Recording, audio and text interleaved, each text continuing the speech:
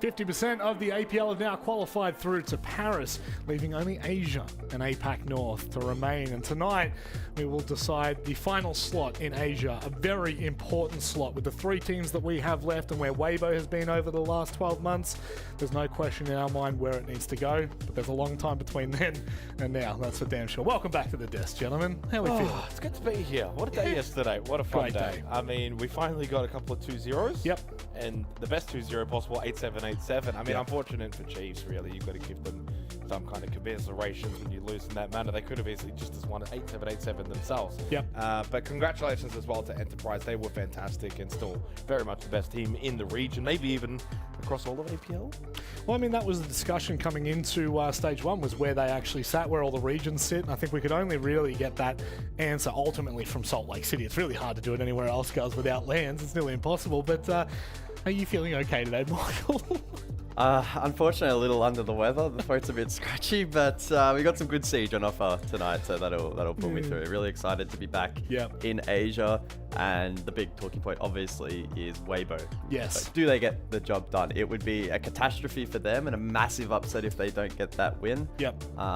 There's no reason to think they won't, but you never know. They could have an off night, maybe. Oh, maybe. Maybe. I love how much Gotta be very cautious. There's so much doubt in everything we're saying right now. They but should of course, win. Yeah, well, I mean, But it's like maybe. 90% sure that we should see that. But ultimately, we are coming off the back of an incredible night in O's. Jake just mentioned it a little bit earlier. I mean, the performance that we saw in that upper bracket, not upper bracket, sorry, just the grand final in general was honestly possibly one of the more entertaining matches I've seen in O's for quite some time. 8-7, 8-7, as you've already alluded to, and it really took us it took us tooth and nail to decide this. Yeah, it's interesting. I said on the broadcast that Chiefs needed to win that upper bracket final. For them, it was more on the line. They wanted to qualify for EWC. They probably didn't want to have to go into a lower final with nerves. And then in Verse, guys, I think the grand final, it's the opposite. I think Enterprise needed to win the grand final. They're a team that have got aspirations of making top 8, making main stage at these international events, and qualifying as the 2 seed just wouldn't have been good enough for them. So I think they came into yesterday with a bit more on the line. Yeah, I think it's really important to remember that there were 2 big carrots dangling on the line in this matchup, right? The winner got an additional 120 SI points for the global standings, and that can make a big difference towards the tail end of the year. And then, as Jake is suggesting, both of the OS teams get seeded into 2 different parts of EWC. And the run out of the first phase now for Chiefs, as they ultimately finish second in that matchup, it's pretty challenging. They have some really stiff competition, and there's only a very select amount of teams that even make it through then to the next phase. So it's going to be pretty brutal for Chiefs, but as you were alluding to, right, EP had a little bit more pressure on them to get themselves in that good position, and they ultimately converted, and in a 2-0 fashion. The other thing as well is you probably want the best team to be taking that number 1 seed to try and get the 2 slots for the Osaka Major. Correct. As much as Chiefs, I'm sure, would love to be that best team and do it themselves, there's probably a small part of them that's like, well, look, if we're going to be able to have 2 slots in this region, Enterprise is a pretty good team to maybe try and get us that slot again, because they did that for them in the first place at Salt Lake City. So by Enterprise being in that position, they'll I think it's matched with the Asia slot. Yeah, they're either Asia or APAC. I can't remember. Yeah. It's yes, but you are right. I think it does come into that. So we'll obviously, once that's all locked in, have a bit more clarity. But nevertheless, I think actually Pengu brought up the fact that for Chiefs it might end up being a good thing to play some extra games internationally in that earlier stage, maybe against teams that aren't the very best of the best either. Yeah. So I don't think it's not going to be too bad for them. We think about usually what the O cycle is when we usually get a new team that goes overseas. We're not used to having 2 slots. Usually that new team goes overseas and it takes them an event or 2. They usually bomb out pretty early. They learn a lot. And when we spoke to Bappin yesterday, he even conceded as well and said, look, they'll probably go over there, mature a little bit, realize maybe certain strats won't work, and then come back a better team. He was calling it a constant rush meta, right? Like he was really playing off what the Chiefs were able to achieve. I think he was exaggerating a little bit. I think he was too, but ultimately that's just where it lands. Speaking of exaggerating a little bit, Xenox Goes Pro is probably a little bit of an exaggeration of a segment, isn't it, mate? It's been the best segment we've ever had in APL. I think it is. Yeah. I think it clears nearly anything we've ever done in the APL. Yeah.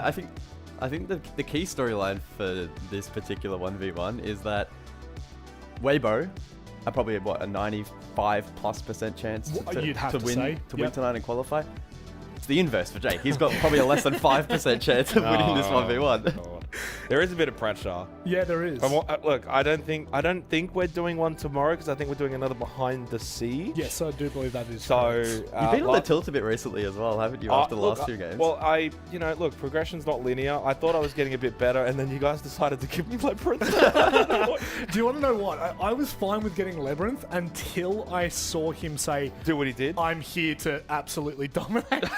Oh, what's this? 5, 4, 3, 2, 1. Who is it, Jakey boy? Who are you going to be versing? No! Give me Labyrinth back!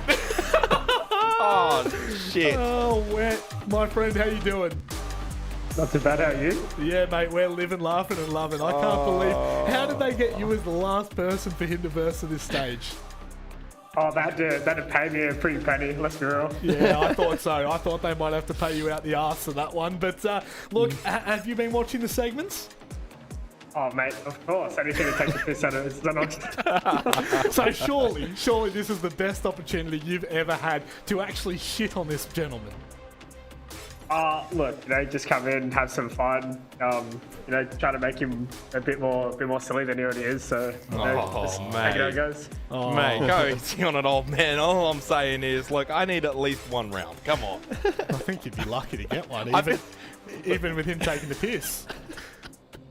I will say I'm a bit old myself now, so probably get one. I will say where I did a little bit of trading yesterday. I did come into today prepared. I think we've even got a little behind the scenes. Oh, what's this? That looks like a music video. What are you talking about training? I walked into the set. I walked into the studio today. APL man, he was even there. He's ready to drop the bars. Yeah. Did you see that? Like your bars earlier in kickoff. Ah, here we go. I don't know why he followed me into the toilet. This was a little bit strange.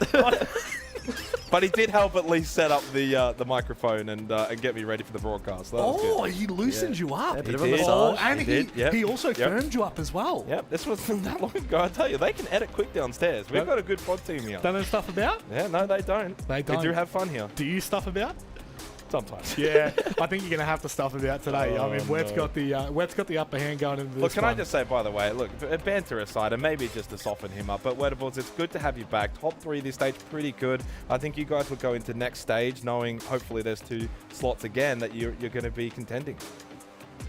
Well, yeah, you know, I'm happy that EP, like you guys said, is the one going deeper. Like, no hate to Chiefs, but like you said, if you want any team to go as deep as possible, it's probably going to be Enterprise. You know, they're the fellas who are all experienced, so like they have the high chance. But coming back in top 3, being like as competitive as we can with all the shit that happened. So like, I think overall it's a good stage for us, and just now time to knuckle down and those mistakes that obviously are there. Yeah, and to obviously beat Xenox. Speaking of which, Do I have to? one flog out, one flog in. Let's welcome luck, mate. in. Good luck. Alrighty. Just take your time. Take your time. I know This you is got it. old man. I'm locking in. I don't have the pen, but imagine I'm just signing here. This is the last one. Is this the sign Come off? on, Is it? mate. All right. AJ, good luck. Aren't you meant to sign after you win? Maybe leave it Maybe I until will. after the Maybe show. I will. All right. Celebrating early. All right. Well, Come on, as, that's not happening. as Jake, you know, starts to prepare for himself and starts to make his way downstairs, this is ultimately the greatest opportunity he's ever had. Wettables, do you feel like he could beat you in this? Like, mate, it's a 1v1. Anything can happen. Like, what do you want me to say? Like, I'm limited to what I can say here. Yeah, very true. Well, no, Only this is a somewhat. fun We segment, don't want mate. to shackle you too much, mate. No, I'm limited to what I can say, if we're going to be honest. Okay. Prod's worded you up. I understand. Oh, here he he's goes. on the move. Jeez, he actually moves quite nimbly for a man of his age, doesn't he, Michael? Yeah, he does. Oh, wow, he's got the cheer squad as well. Oh, Maybe talk I'll about lock a cheer squad. Come on. It's Look, time. he's in the shooting range. He's like full warming up in there. He's preparing for this, mate. He has been waiting for this for a long time. Jake Xenox and Diddy, have you got me down there?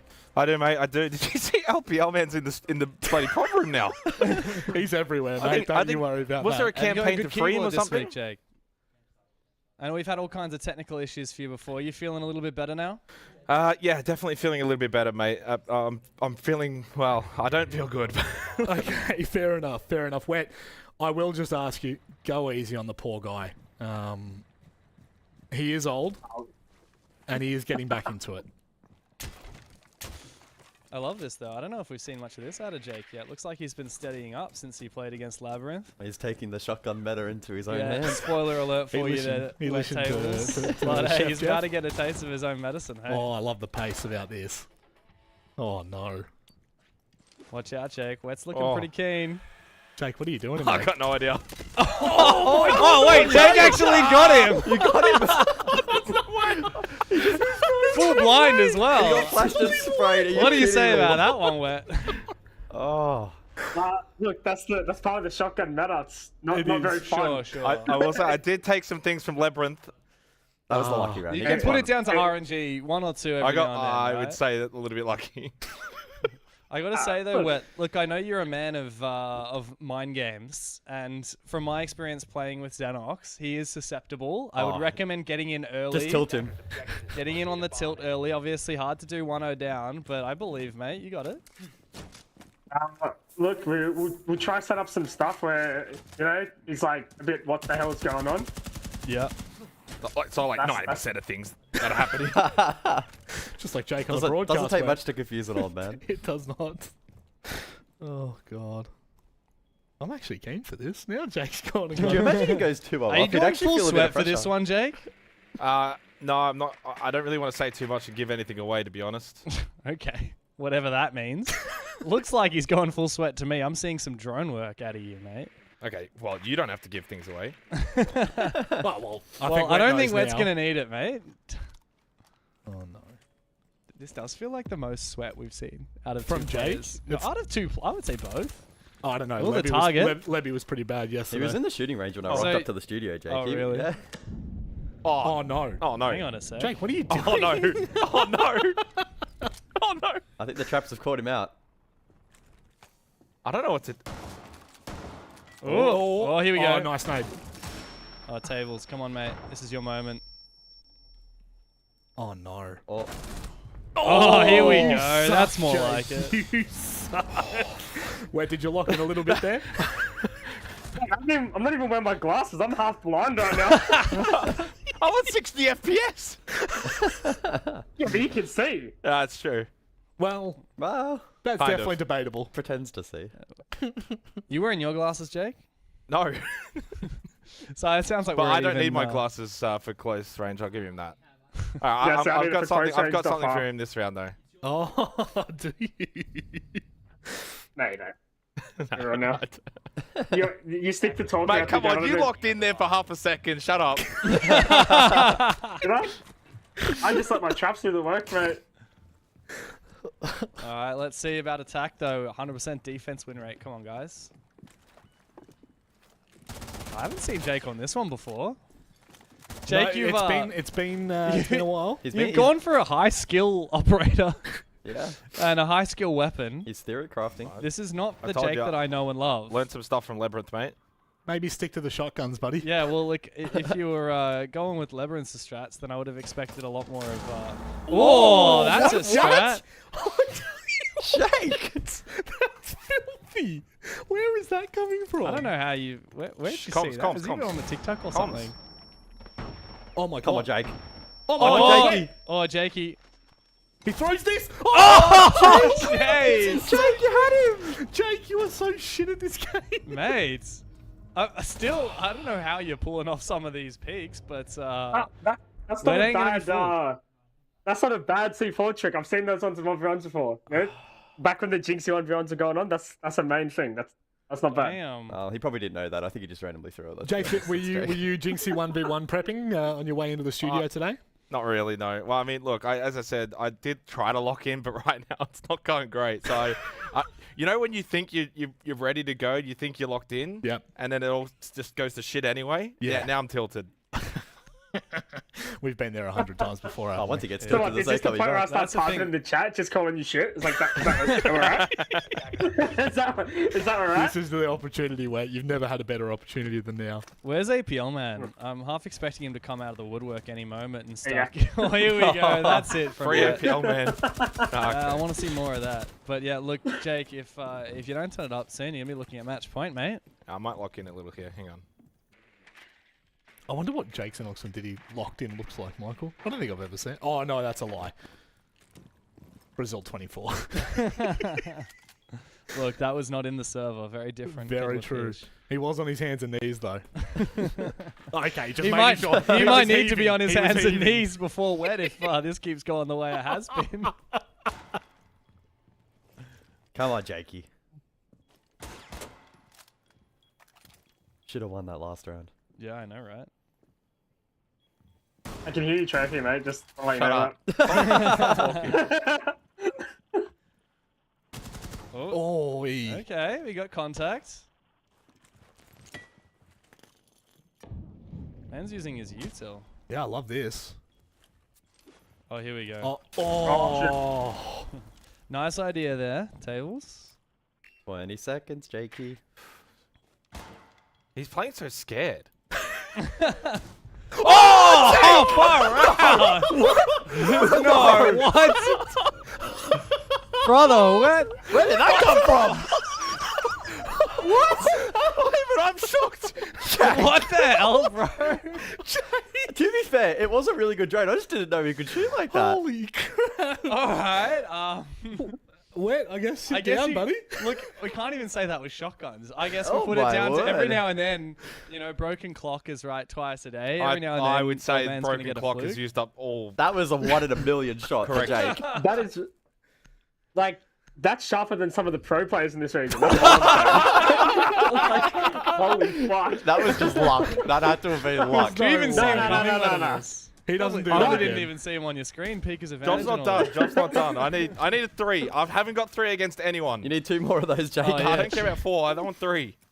Look, that's a round on attack as well. Holy crap! Just mind you. I'd have to still have been an ops recovering bug or from something. All right, nah, Tables is keen to finish this. Come on, Wet. Looks like Jakey's going to steal the similar strat here from defense. Yeah. Now, Wet, keep in mind that, look, I don't think anyone has dropped 3 rounds to Jake so far. You wouldn't want to be the first. That is true. That's all right. Oh my god. Oh my damage. god. Small trade. Jake, this is your chance. You might actually get 3 here. Shut up. Bro, why are you peeking him? It's Wettables. You got your trap down, mate. Are you kidding me? The mind game. Why are you holding that angle? Bro, he's got an angle. Where did this cockiness come from? shot. Jake. All that shooting range. I'm time never has going to worked. hear the end of it. Now I'm starting to feel bad because I'm about to send him back into retirement. Oh, Jake. We can't. No, we can't. I'll go easy on you this round, Wet. It's fine. Okay, Jake, look, I'm genuinely impressed, I have to say. That's 2 rounds in a row where it's not been cheese, it's been genuine good aim. 2 rounds. Yeah, like, have you actually been playing recently? Like, you've been on the ranks? So You've been we on the finished. shooting We range? finished a little early last night, thanks to Chiefs. That's true. So I went back home and did a little bit of prep. He actually did. I think I actually saw it pop up on my Steam, so maybe he's actually. Also, totally took a bit of learning Missus from was Lemon. All right, well, it's match point.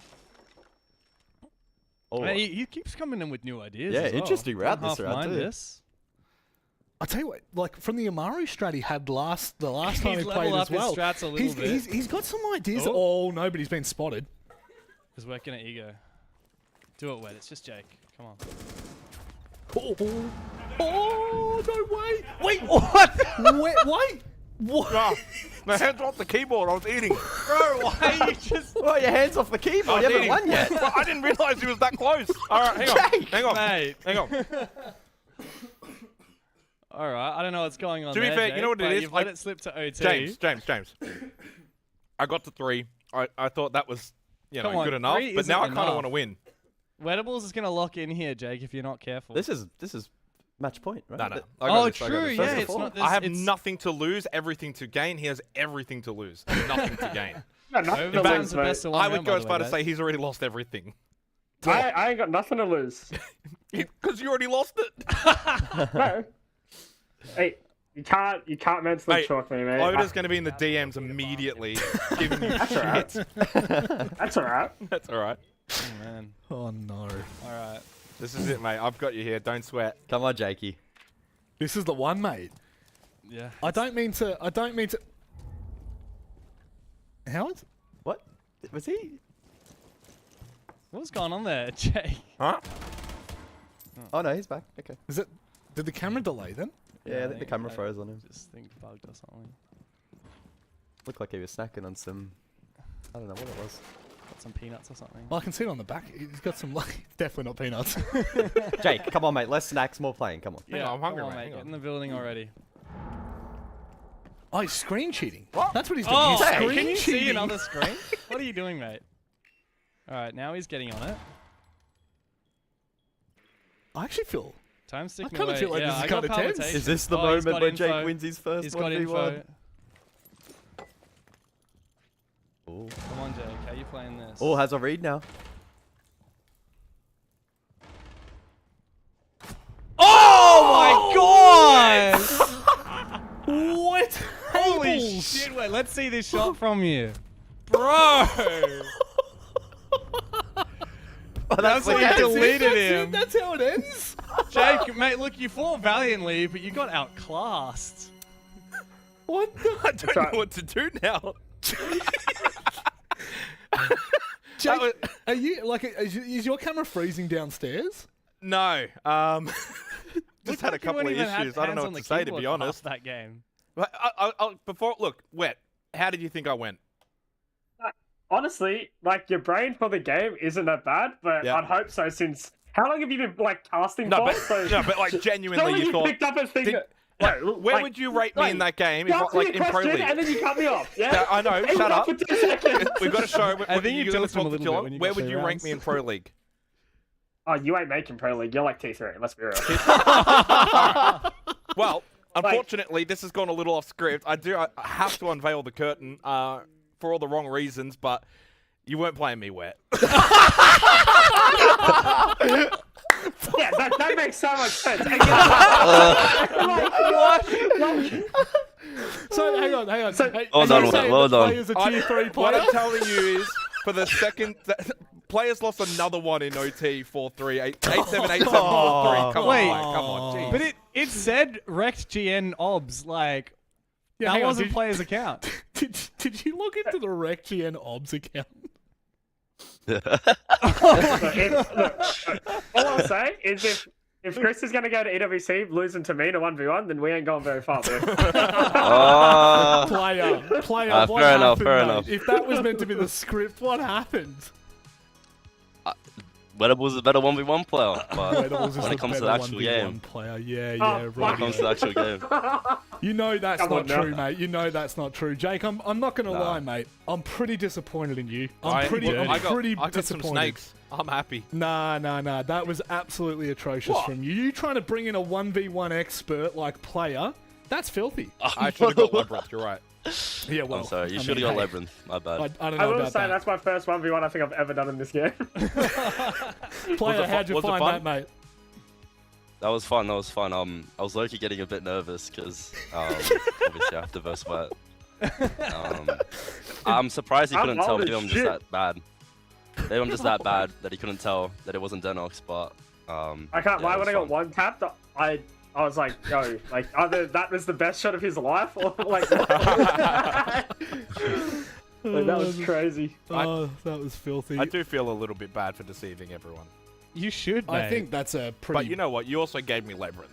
Well, look, I mean, we didn't give you Labyrinth, did we? The production did. So if you should be mad at anyone, throw snakes at the people in front of you. I think he should have to play Labyrinth 5 times in a row now just to earn his right to be back on the broadcast. Hang on, don't throw snakes at the people beside you. They're lovely. Not at the camera. Not at the camera. Look, play out Wedables. I'd love to keep chatting with you boys, but unfortunately we're going to get this show back on the road because Player apparently can't win a 1v1 to save his life. Oh. Boys, thank you very much. I'll speak to you soon. alright, see ya, boys. So wait, you're telling me that Jake orchestrated this whole thing to cheat and he still loses? That seems fitting. If Xenox can't go pro, what hope is there for any of us? Very true. Well, all the hope in the world. I is mean, left. surely we need something more. Like that has been it's been fun, right? Last couple of days of doing this, but good. the fact that Jake Cheater. he's cheater. he's Yeah, given that's up dog. on trying to get better, and he's just cheating. You know what? You can have your spot back on the couch because I'm disappointed in you. No. You're a No. you're Nah, I a- don't you're think a- anyone- you no are one a dubs dirty you up. cheat. That's dog. You're a dirty cheat. That's I didn't even win. You had us believing for a second. For a second. It's that a you shame could to do call it. you my co-caster. Oh, For a second. okay. For a second there, I thought Jake Xenox and Diddy the Great. You thought I... Oh. Jake, Nick? you Oh. cheated in the 1v1. Your path to go pro, this is super low, even for you. What the? And you lost. You still couldn't win. So you're winless.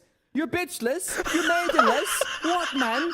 Okay, as a punishment, I will 1v1 you for real. What? No cheating this time. Tomorrow No. for the last grand final. No. Okay, I think that's fair. Yeah? I've I think already that's lost fair. enough 1v1s, even in the ones Yeah? I didn't play. One more. What about a 2v2 and I get to pick someone to play with Nick? So you get to bring a 2v2 player. I get to call someone else up. Yeah, from Yes. Europe then. Yes. So EU versus O's. Yes. Oh, no. I know exactly who to call. I know Okay, exactly who tomorrow. to call. Buckle up, buddy. All right. Oh, no. We're gonna be riding. Giddy up, baby! It's show match time. 2v2 coming back at ya. I kind of feel like I need to do this because I was practicing before. Sunday. Monster Truck Rally and Jake Xenox and Diddy. And there's also Epic North. Well, who's on your contact list, it's a bit Jakey? It's not player. Sorry. I love Chris, but I might get bapping. Yeah. I think the entire production crew just... That's filthy. Of course, that will conclude Xenox's... I can't What a even call it a series. path to pro. This is Path to cheat. must-see TV. Yeah. You know what? How about pay-per-view? What, you're going to sub to watch it? Yep. What are you thinking? How much are we thinking I in feel like terms of people how would. much people would have to pay? Well, a sub. How much would people pay? Just a sub? No, free. We're not, come on, what are we? Okay. No. We'll do this for free. We are for the people. We are for the people, and so for the people, we will move on. Let's go ahead and start talking about what we're actually here for today, which is Asia. 3 teams left in what has been a pretty stressful bracket for some of these teams, but Weibo, they seem on top of all of it, I'll tell you that much. They lost their opening match against Daystar in that upper final, and then very quickly, well, they swept it pretty cleanly, I'll say that much. But it's where we kind of draw our eyes to in the lower bracket that we start this venture, and it's an exciting one, guys. Oh, sorry, I just need a minute to rewind from whatever the hell just took place over the last 5 minutes. That was wild. Okay, let's recompose. Yeah, excited to jump into this bracket. Again, to be crystal clear, the expectation is Weibo are going to walk away with the one and only slot for Asia to EWC, and then hopefully the rest of the region, we're hoping they can actually do well at the event and then maybe reclaim 2 slots. But as for that first matchup, Orchid Daystar, in its own way, Jake, even that one probably tilting to be a little bit one-sided, of course, in favor of Daystar, but I think Orchid could potentially get it done in 3. Yeah, I mean, I agree with you. I'm not disagreeing with you at all. I think that... Is it reminiscent a little bit, just a smidgen of last year? Stage 2, Elevate versus Daystar. And I think the general consensus then would have been, you know, the whole year was kind of panning out as Elevate versus Weibo, who's going to be the best team. And then in the end, as we evidently found out, Daystar go and get the win, and they had the 2 slots. So it meant quite a lot. And then from there, Daystar, you know, have been able to go internationally and do a lot of amazing things. But I wonder if Orchid could play the Daystar role and against Daystar. They could. As and last year. You know what? It's been said. They have the heart of a lion. And up the Lions. Let's get into it. Team Orchid. They don't have an insurmountable task in front of them. In fact, Peeps. They have a... They do have Peeps. They do have Peeps, to be fair. Well done. He's on the ball there. This roster has been here for a very long time. They have gone back to these playoff series more times than I dare count. And when push comes to shove, this roster, well and truly, I mean, they could still go to EWC. There's no question in my mind. They are still good enough to beat Daystar. And if Weibo don't perform to the standard we've seen in the past, Orchid could absolutely catch them out, guys. Yeah, and you look across at the numbers for Team Orchid, they've actually cemented themselves quite firmly and quite concretely as number 3 in the region. Number 3 attacking win rate, number 3 defensive win rate. They're equal second on entry percent conversion as well with Daystar. But unfortunately for them being concrete in 3rd, it goes without saying that they are a little bit behind, certainly trailing 2nd, which of course is Daystar. And there's a pretty big gulf to Weibo. So whilst the siege they've played over the course of this stage is good, and if they catch Daystar on an off day, don't get it twisted, they could certainly get a result. But I still think to truly go in as a competitor in this matchup, we need to see a little bit more refinement and the team play overall to just up an extra 5-10%. You know, I think that what they have up their sleeve is actually the fact that I think they genuinely have, if you were to consider who are the top 3 players across all 10, they've got 2 of the 3. I think the number 1 player in this is probably Souffle. He goes a little under the radar in the Asia region. Sure. But the next 2 is Crit J and Peeps. Yep. So you kind of look at the stage so far in terms of who are the top, players. I know that Pika technically is rated 7 and Peeps is 8, but I love the upside of Peeps in terms of where he's going in his career. Pika's been around the block, etc. And so if Peeps and Crit J can do their thing and they can get just enough help from the rest, I think they can overwhelm Daystar on a good day. But they will need those 2 to play to a mega level. Speaking of the latter, Daystar come into this absolutely the favourites, as you were kind of alluding to before, Guz. There's definitely a real consensus going into Asia that there is a clear defined first, then there's a clear defined second, and then there's a 3rd, 4th that continue to fight for that opportunity to kind of take a stab at the king. And I feel as though with where Daystar have come from and where they're at now, I mean, guys, is it bold to say that this might be one of the best iterations we've seen of them? I don't think it would be too far-fetched, and we saw good signs as we look at the replay package. That was the match against Weibo in the upper bracket final. Weibo, off the back of this, seeded themselves in the grand final, but it was a 2-1 over the course of the series. Daystar collecting the first map of Labs, pretty close, 7-5, but then unfortunately lacking the depth to go deep in that series. Lost 7-2 on Chalet, and a similar scoreline, 7-3 on Consulate to round off that series. So they've been playing pretty well. Yao is probably one to look at as somebody that's still trying to find their footing on the team. And this is going to probably be the most high-pressure sort of situation that he has found himself in so far. So a good test for him.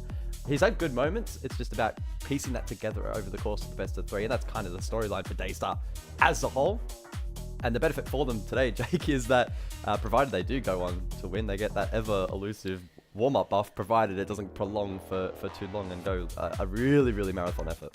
Yeah, and this is not to be harsh to Yao, but he is the lowest rated player in this series, in this lower final. So I do wonder if there's a world in which Orchid will look to exploit that. Obviously, the rest of Daystar is quite a high level overall, so he will stand out. But he's also newer into the team. He plays shield ops. He plays the support roles. His job isn't to frag out, so I don't think that's an issue. I also thought he played actually quite well against Weibo too in that series, by the way. Might have been his best performance with the team. So considering, again, he hasn't been on the team that long, you give him that leeway. And Harambe, I think, always usually very good with his timeouts, and they typically respond to him. Clearly, Daystar are going to go into this as the favorites. It is our job to build this up as being close. And I do genuinely believe on the night, if Orchid play to their very best, they could do something. But it might require also Daystar to actually play a little bit below themselves. Yeah, whilst he is the centerpiece of this roster to the region, they are looking to take a stab at what is only known as the big bad dragon, the big bad wolf of Asia, Weibo, sitting at the top of the mountain. They have not fallen off that perch since they signed with that team. So the entire time for the last 2 years, Weibo have consistently won every single event that they've been to. Actually, no, there's a caveat in there for like your APAC Cups and things like that. But within Stage 1, Stage 2, within the Blast ecosystem, they reign supreme, they reign dominant. And don't get it twisted, for both of these teams right now, they know that winning this match gives them that opportunity. It gives them a chance to take a shot at the king. But you know what we always say? It is a dragon. You know what they say? If you come for the dragon, you better not miss. Because we'll be shitting you out into the digestive system. Jake went, he's going to go and eat that. Jake went for the dragon today, unfortunately. He did. Yeah, did I? Missed. Yeah. Well, I didn't. I would call it. Well, technically you didn't. As a form of technicality, yes, that is very true. But yeah, I think building this up to be where it's at, it's fair. Daystar will definitely go into it the favourites. Maybe the maps might start to twist our opinion a little bit. It's going to be difficult to do so in this series with Daystar on their current run of form, and especially with how well they played against Weibo in their first matchup against them. This one is going to be tough to sell. Cafe, Chalet, and Clubhouse. Guz, what have you got for me? Cafe is a crazy pick, right? Daystar, it's their permaban. And so I guess there's a little expectation for them to do well on this opening map. But Daystar doesn't fill me with a lot of confidence either, in the sense that we haven't seen it for over 160 days. It was last played against Falcons, and that would have been at SI, given it was on the 6th of February. So that was so long ago, and overall an 0-3 record.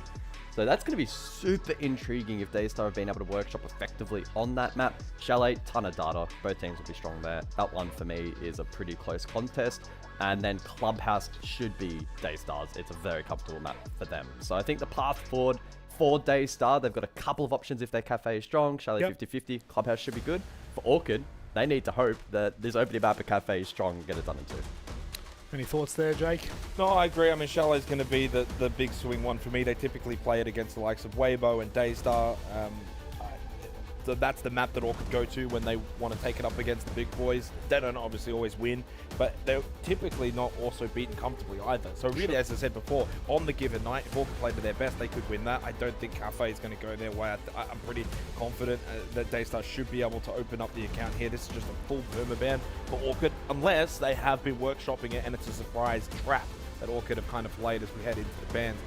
Daystar, for me, win this. I think Orchid might then get Chalet, and we do get to see all 3 maps with Clubhouse to the decider. At that point, it would be anyone's game. There's another worldwide ban. Add it to the list. I'm pretty certain has been a ban every single game in Asia since the change. Yeah, it could well have been. It could well have been. I think we only saw maybe 1 or 2 maps yesterday where it wasn't. So just yesterday wasn't Asia. No, that is very true. But if we thought about it as the Asia Pacific League, it does technically classify within the Asia Pacific League. But a matter of technicalities, you cheated today. And I hope that Pengu has calmed down and is prepared for this cast ahead. Nick, have you got me? How you feeling?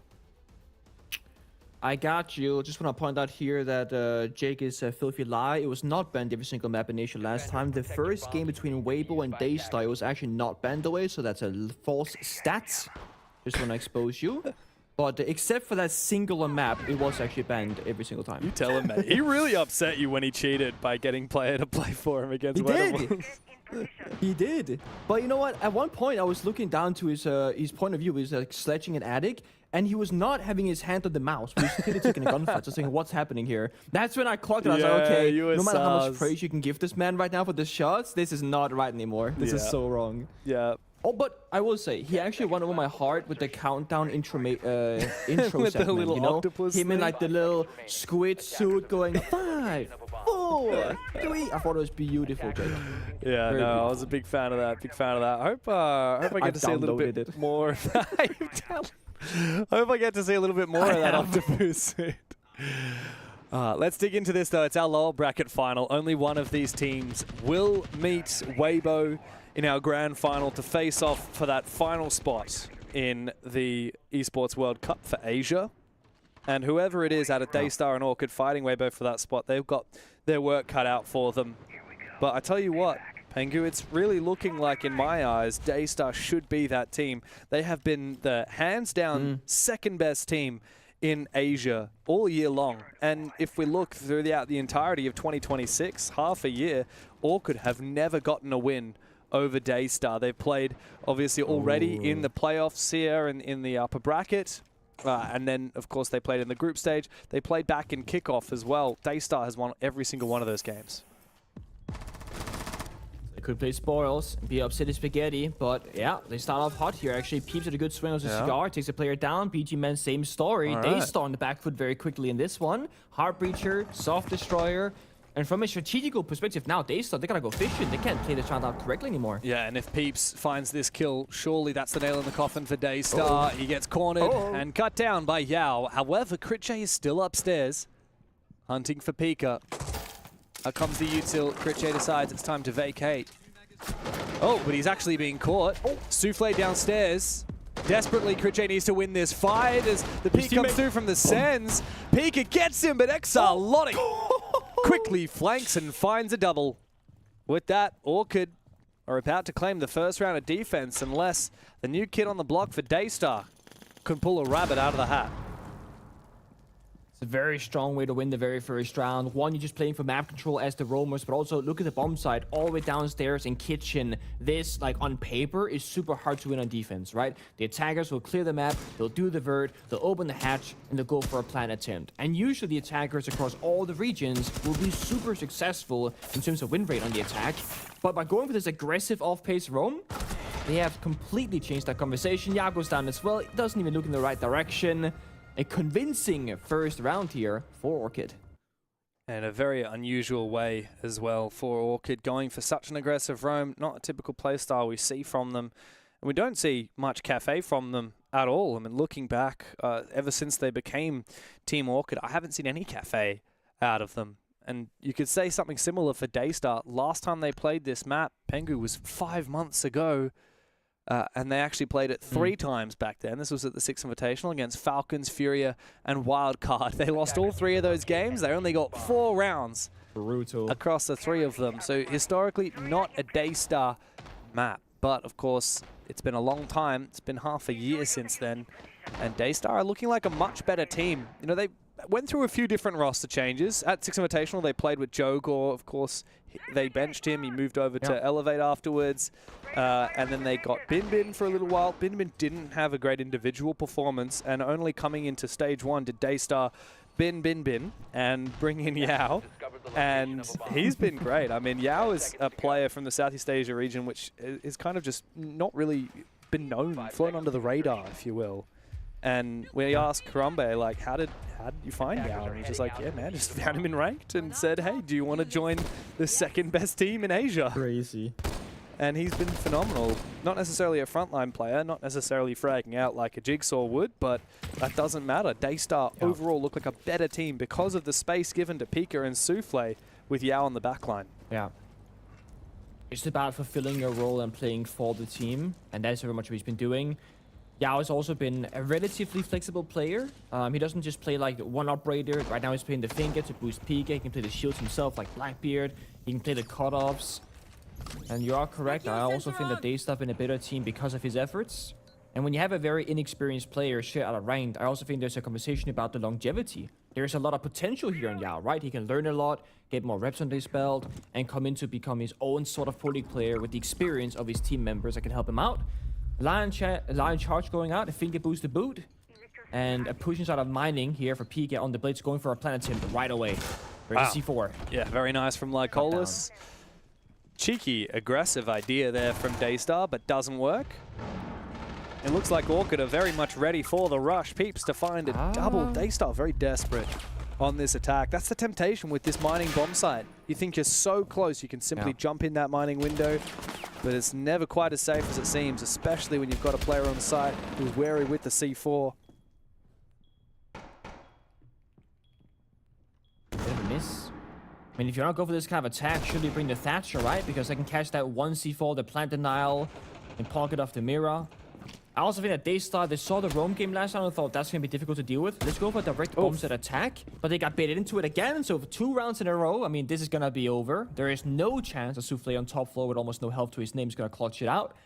So Team Orchid, with their playstyle and their choices and positioning in the early stage of the round, they completely locked out Daystar, both from taking map control and from taking the site. Soufflé finds one, but gets straight right back by Lycolis, who started the round and will finish it. A great 2 rounds in a row. Yeah. Wow. Off to a ripper start here for Team Orchid. It is Defensive Cafe, one of the more defender-sided maps, so I don't want to get too carried away yet, Pengu, but there's Is it something really, in the though? water. Is it really defender-sided these days? Maybe not at the very top level. Let's look. Oh, it's this conversation. Okay, I like this conversation. You like this I'm conversation? just checking out here. I think these two teams, in my head, are more likely to struggle on attack than the average team. I feel that. That would say attend the 6 Invitational. And look, I'm gonna try and get some stats to back that up. Of course, these two teams are the second. Cafe right now has only been played 8 rounds. Interesting. Throughout Asia. They only been played once, I guess, and twice. Well, it's let me check here. 8 rounds is just one twice, game. Actually. 8 rounds is only one game. Yeah, but it's. Oh, but I guess it's counting this one, right? Because this one. I mean, I'm not sure how updated this is, but it says 2 times played, but 8 rounds. So I guess it's counting the first and this. But yeah, it has a 62.5% attacker win rate, but again, it's a singular game. 8 There's rounds, nothing to back this up. That's totally. Look, if you do look statistically at Daystar and Orchid, they actually have a slightly higher attacker win rate. Oh, sorry, Daystar has a slightly higher attacker than defender win rate, 60% attack versus 58 defense. Orchid has a 49% attack win rate to 55 defense. So, of course, that's not unique to any specific map. That's just their overall win rate. But in general, teams that are a bit slower, a bit newer, a bit less experienced, and maybe just a little weaker tend to favor defense just because of the coordination required on the attacking side. I don't know. Look, I don't want to get carried away too early, but if Orchid have a really good half here, that's quite a statement on Daystar's map pick. And I think just the way in which Orchid have been winning is the bigger story. Like, they've been so comfortable with the roam game, taking the fights, having the right util by the bomb side for plant denial. They have not made a single mistake so far. And making no mistakes in 2 rounds on Cafe defense, honestly, is not that easy. There's a lot of map to worry about. There's a lot of strategical depth. Like, are you going to play in piano? Are you going to play there with the Assam? Are you going to fall back? Are you going to play the castle, for example? No, you're playing right now about the verticality, the C4s, and the information game. And they're doing that with the combination of Valkyrie and Mira.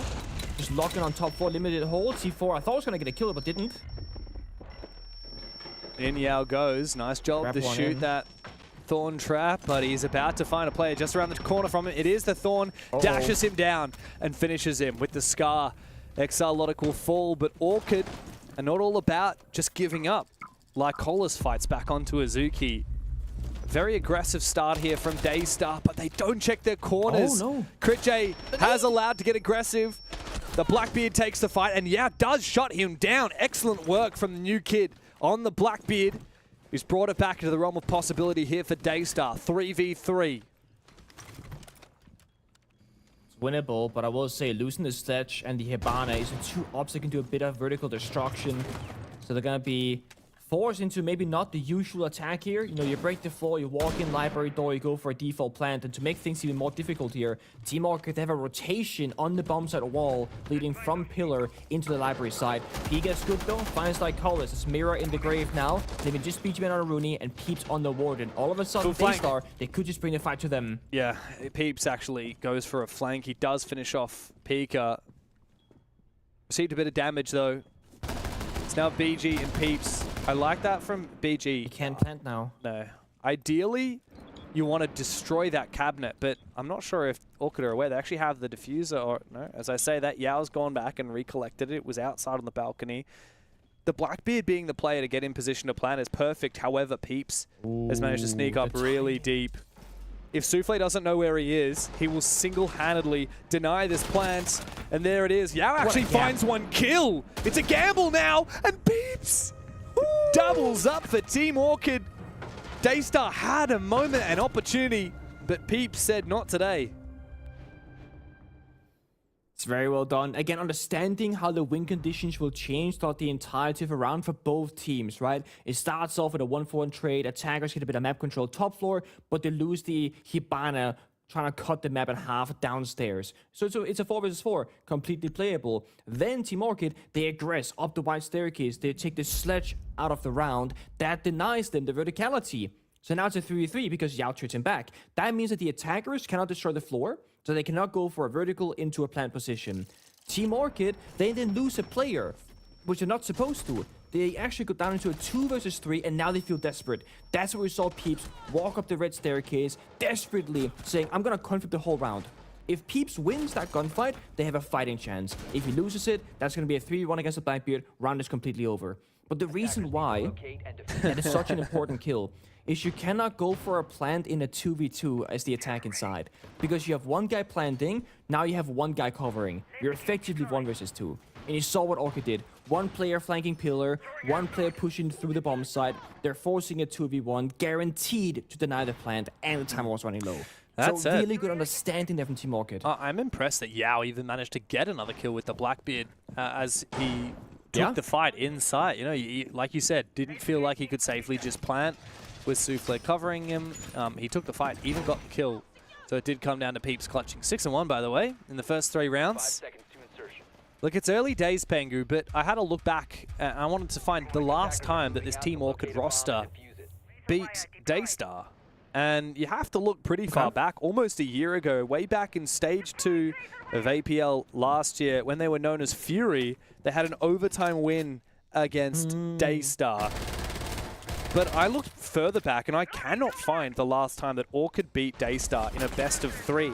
Now, I can tell you for sure that it wasn't since Team Orchid were known as Fury and Daystar were known as Direwolves, and that gives you a pretty good idea of how long it has been. Okay. But Lycolis and... Different world, different time. Yeah, I mean, Lycolis, Critch, and BG Man have been playing against Souffle and Pika for, well, ever since 2020. It's been a very long time that these two familiar foes have met in the server, but it just seems to be that Daystar always have their number. Orchid looking to change that narrative as Yao takes a hell of a lot of damage trying to execute into Bakery.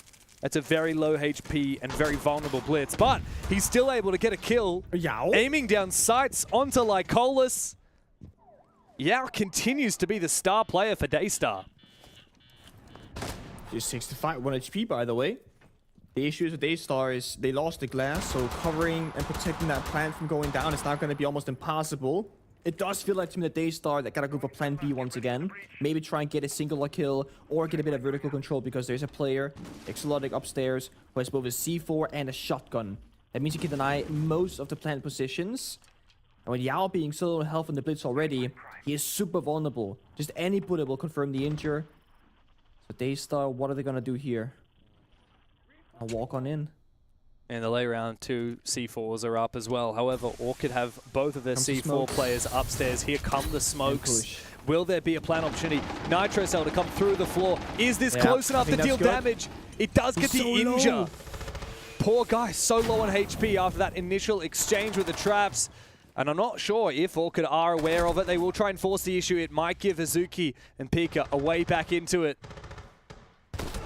Oh, Pika has just found a pick as well. quickly into the 2v2. Orchid perhaps didn't know that they had downed that blitz. They should be able to finish off that kill now. Indeed, Exalotic can do so.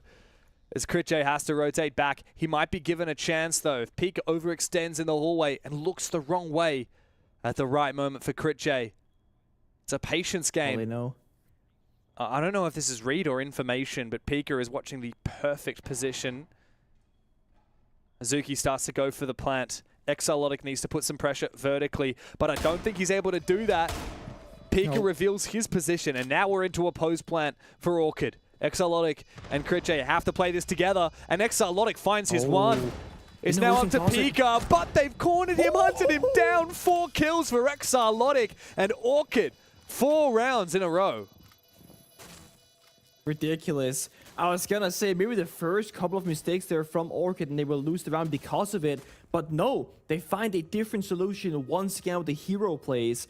When it came down to a 2v2, there is one spot you can plant in as the attackers, exactly where they went for it. So when you vault that prep window and go a little bit deeper into the bomb site, it's the only angle that can't be seen from the verticality up above. So it means that having a player, you know, coming down the brown staircase, having a player still up above, you cannot deny the plant. It's guaranteed to go down. And they knew where the capital was based off the in-game sound, somewhere in the red hallway. So they win the individual fights. Exalotic stopped the first plant and clutched the second after it was planted down successfully. It's been not the game of Cafe I expected here from Daystar. They're a bit slow in the server.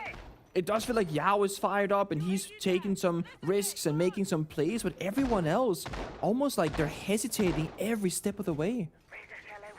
Yeah, I gotta say, it was a bit of a gamble here for Daystar going to Cafe, a map that, like I said, we haven't seen them play in half a year.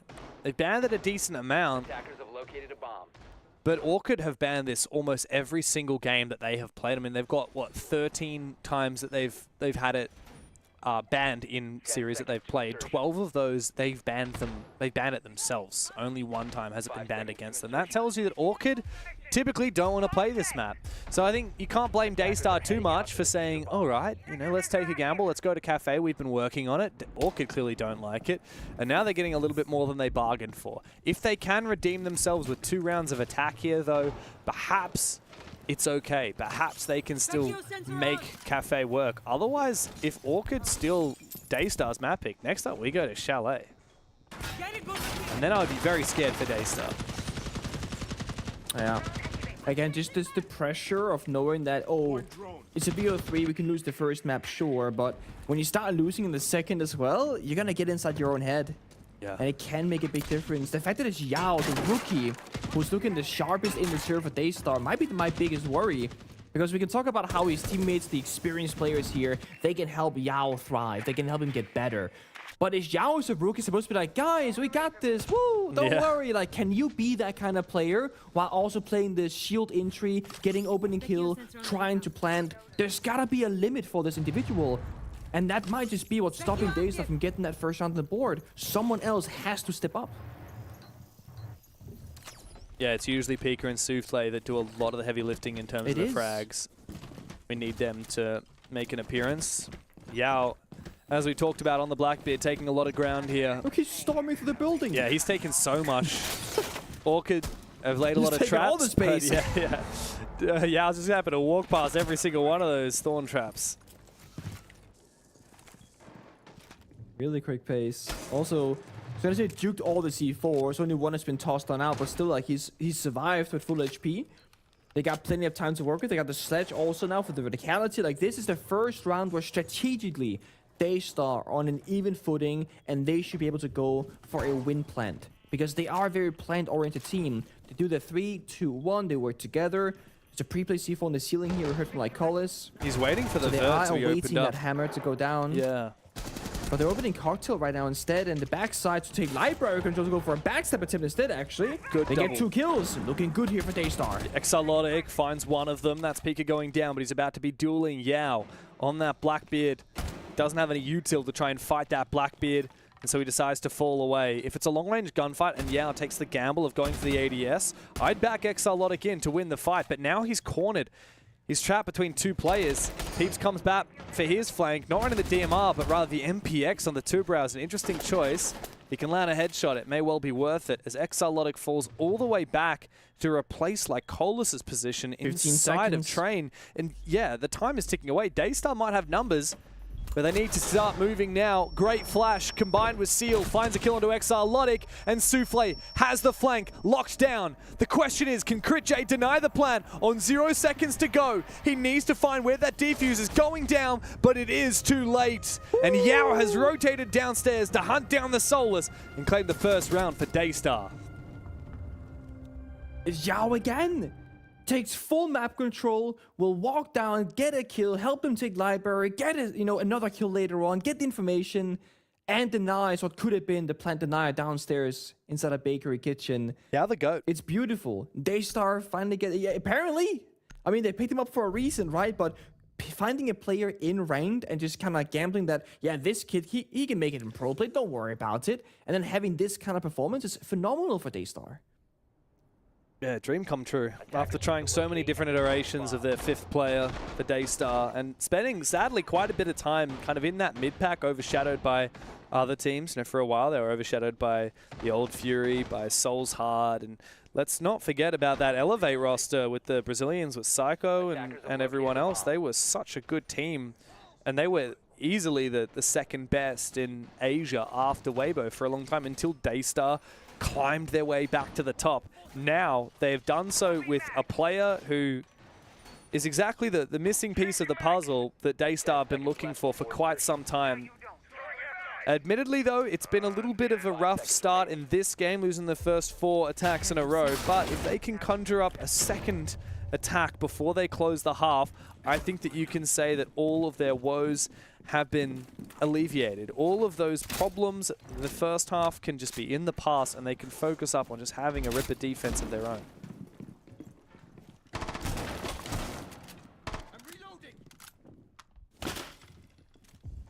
Surprising on a Mossy actually, but Cafe is a very kind of linear map when it comes to droning. You go down a hatch usually, and then you go through a singular doorway, and a Mossy Pest can stop you. And mind you, Mossy was buffed like, 2 or 3 patches ago. A slight increase in the radius of the Mossy Pest itself. It can now cover a full doorway and a full singular window, which again plays heavily into Cafe. But it's gonna be about the utility game again. So it's gonna be 4 C4s vertically, Mirror Window, Kite Claws. This is Team Orchid saying, hey, we're sick of the gunfights. Here, try and problem solve these rounds instead. And if any of those 4 C4s takes down Yao and the Blackbeard, I mean, that could be the whole round with that. Yeah, public enemy number 1 is Yao right now as he closes the distance and nullifies both of these mirror windows immediately. Oh, bonk, bonk. Yeah, smashes both of them. Could even go for a kill here, and he does! What? Continues to be deadly. Does Yao and Seal and Peak have joined the fray at the drop of a hat? Daystar have turned this game on its head. A missed Nitro Cell as well for Lycolis. It's all fallen apart for Orchid. Daystar have brute forced their way back into this game, and a nigh flawless round caps off the half. I feel like we're following very similar storylines to what we saw last night in the grand final with Chiefs and EP. Chiefs go up 4-0 or, 4-1, and it's that down to the last round, last 2 rounds. So hypercritical for both of the favoured teams, if you will.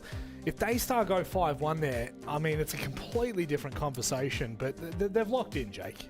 Well, it's interesting because we were watching the first couple of rounds and just disbelief. Yeah, couldn't believe it. 3-0, and then we're like 4-0. Yep. What's going on? I think we expected Daystar to obviously get back in towards the tail end of the half, and at the very least they were able to and did so pretty comfortably. I mean, those last 2 rounds weren't really too close, which, 2 attacking rounds Cafe, not the end of the world. At their map pick, I expect them to be just as dominant on the defense. So I don't think there's any panic for Daystar. Certainly the alarm bells may have been ringing at 4-0. Round 4, sure. But I think that's put on ice now. Hopefully it's put on ice. Yeah, I mean, they finally got reward for effort, though. Like, rounds 3 and 4, opening kill, there's 1 player alive, and then 2 in the next. Like, the rounds were pretty one-sided holistically for Daystar. They just weren't really being rewarded, and that's a credit to Orchid, who were finding good win conditions and actually staying alive in those rounds. And I was certainly coming in preparation for this halftime break. Is how are we gonna justify this scoreline and Orchid smashing the bet at a 2-4? It's stabilized. The first 2 rounds, I think, were Orchid very much getting off to a great start. Sure. And Daystar at that point are probably like, oh, okay, we need to lock in pretty quickly. And then the next 2 rounds after that, kind of like what you're alluding to, is those rounds were, Daystar have made it close, but they're still losing. And so it doesn't matter whether you win with 4 alive or 1 alive, winning's winning.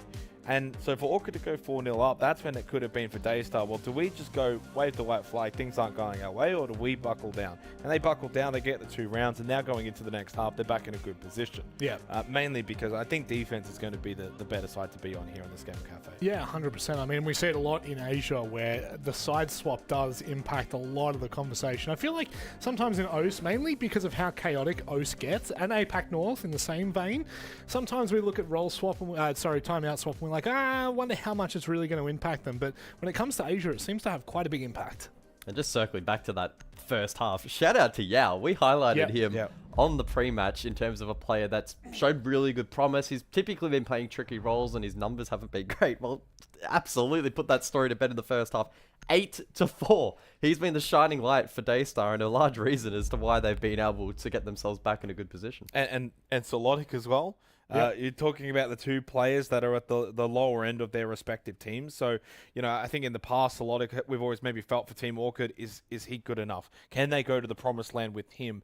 We love Crit J, we love Peeps, the rest of the guys on the team have got a wealth of experience, but where's Solotic at? Well, he's had a good game, 7-4. He's a big reason why they even got off to the start that they did. Yeah. I think he even got a 4K in one of the rounds. No, yeah, he did. Sorry, back in the 4th round. So, ultimately, it's nice to see those 2 be the ones to stand up as we head into the second half. The real question is, though, will the real Peeps stand up? I'm expecting him to dominate. I need Peeps to get to 15. Will the real Jake Senoxford, did he ever stand up, or is he just going to keep cheating? I mean, only time will tell, as it will in the second half here. Let's get back underway. Yeah, well, nice one, Rob. I was going to say, as Jake Vendita would say, winning is winning. Not that he would know anything about that. But it feels like today we're just going in on this guy. It feels unfair at this point. We're 3-1-ing him. I'm sorry, it's not Jake, unfair, mate. He put himself in this position by cheating blatantly in our 1v1. So I think we can rip into him as much as we want. I will say. I wish I was there in person, Yeah, mate. Come on, we'll today, get you down. Being there in studio, dude, some hands will be throwing, Maybe that's why we couldn't get you in. Niklas Moritzen. We just know that if you're here in person, there'd be no chance for Jake. You'd be all over him. I mean, I would be all over him. He's a handsome man, that one. Oh man, we can hope. I heard that. We can hope and pray for stage 2, and we'll see what happens. But for now, we got to focus up on this lower bracket final. Daystar came back in a big way at the end of that half, found their 2 rounds, and now they're getting really aggressive. Just look at the way that Seal has been contesting that hatch, tosses up his C4, doesn't find its target. Takes down one of the Roteros, though. That's a nice start. Speaking of, Souffle with a TCSG on the sentry. Holds down the fort. That was a rappel angle. Wow, deep all the way onto the piano rappel player. That is a gnarly shot from Souffle. The soft wall. That is a very, very gnarly shot indeed. I like that Daystar showing a lot of confidence and aggression early on. That's the wall right there, by the way. All the way towards New Balk. That's insane, by the way. Yep. But I like the aggression here, just the confidence. We're seeing players like your Seal, Souffle getting into the action. Oh, Nitro. It's not just going to be the Yao show. C4 should be good downstairs. Finds at least one. There it is. Peeps goes down, who has been the hero for Orchid a couple of times. And now they too have to spin the layers. Yao's gonna be stuck in freezer, but he's got the razor booms to assist him. And a gun and Souffle just right behind. So they're trying to create a trap upstairs and bait Team Orchid in. Yeah, bomb side is not on this floor as well. Keep that in mind. So it is not. Orchid just doing step 1, which is clearing the top floor, and it's proven to be extremely difficult. Souffle's found a second with his TCSG, and now a third as well. My God. Tearing Orchid a new one. It's up to BG now, and he goes down. It's 4 kills for Souffle on the sentry with that TCSG from Cocktail. Bro, how is he getting that kill even while affected by the Grish mod effect from the lifeline? Bro is untouchable. 3 rounds in a row here for Daystar. At what point do we start getting a little bit worried for Orchid? Defender side of Cafe, mayhaps. You did say it yourself, James, that it could just be a case of it. I did actually look, just for funsies, into the SAL stats because they've played Cafe 7 times, so 61 rounds. It has a 37% attack or win rate. Oof. So in SAL, very heavily defender favorite. Yeah, if you get 2 rounds And, at SAL for on your funsies, I attacking could go side, you're doing through. well. Yeah, let me know if you manage to Yeah, find exactly. what it is in any other region. I'd love to know. Or even So in Salt Lake City. Cafe played 7 times. I'm just looking at stage 1 because of the slight changes, right? But 7 times played in EML, 47% on an attacker, so a little bit more even, Steven. Then let's take a look at NAL as the final metric here. NAL played 8 times and 53% attacker favorite. Oh, so it interesting. goes from heavy defender favorite in SAL to even in EML to attacker favorite in NAL, all played 7 or 8 times. Complete Interesting. toss-off, by the way. Interesting. If we look at the Salt Lake City Major, it's exactly a 40% attacker win rate. So, of course, that's the most recent like top-level event that we've got, because the nature of like your NAL, EML, SAL, APL is you end up getting some one-sided games where it's like Weibo versus HL Tari, and it's like you don't get many good stats out of that game because Weibo's going to win all 6 attacks anyway. So that's why I like looking at the majors themselves. I feel like they're the best true test of what the best teams in the world say about the side swap. However, Salt Lake City was a couple of months ago. We've had some patches since then. Haven't seen any Wamai today after that ban. Haven't seen... Oh, we've seen a little bit of Zoph, I guess. Haven't seen much Dockerby since the changes. What's your overall take on this patch, Seems to be a Pengu? playmaker. Ooh. I mean, I like it when things change with a bit of a switch up. The fact that Mai is now being banned away, Jaeger as well, and the assumption here is that we could lean into more utility-heavy meta where you play deployable shield and Jaeger Mai. I find it quite interesting, and I think even if you're a player who plays this game or watches it and you don't like the shield meta or don't like the utility meta, I think change is good. I would rather have a new meta every, let's say, 6 months or so, and some of you gonna like, some you're gonna dislike, than have the same meta for 2 full years. Yeah, I So it agree. just gets a bit stale to me, you know? Every team playing double shield for a while, and the shields would define everything. Shields are still strong, but they're not the number 1 kind of way to play in the game any longer. Yeah. I'm a big fan of that. Dokkaebi played as well. That was a bit of a frustrating operator for a while. Yeah. No, I agree with you. Looks like it's a hunt downstairs to try and find Azuki here, but funnily enough, the first one to fall from Orchid is the Shield, the player that should be the hardest to take down. Azuki, low HP, and eventually finished off by Crit J. A second one looks to try and peek. It's Pika. He actually wins that? Yeah, wins the fight out onto the balcony. That's huge. Okay. He's woken up. He was quiet in the attack inside, but after that shot, yep, he's here to play. That's the SMG-11 on a long-range fight. Based on a 4v3, and as you said, Token the Blackbeard away from the board earlier on makes the pushing power here of Orchid a lot weaker. Who's gonna walk in first? Who's gonna take the fight? Can they even try and go for a plant? Probably not. So it's plan C for Orchid. Walk down the hallway, try and go for some crazy kills. It's gonna be a very challenging attack.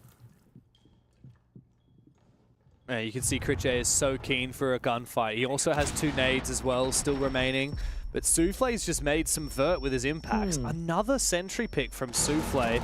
And Pika rounds the corner to find Crit J at just the worst moment for Orchid.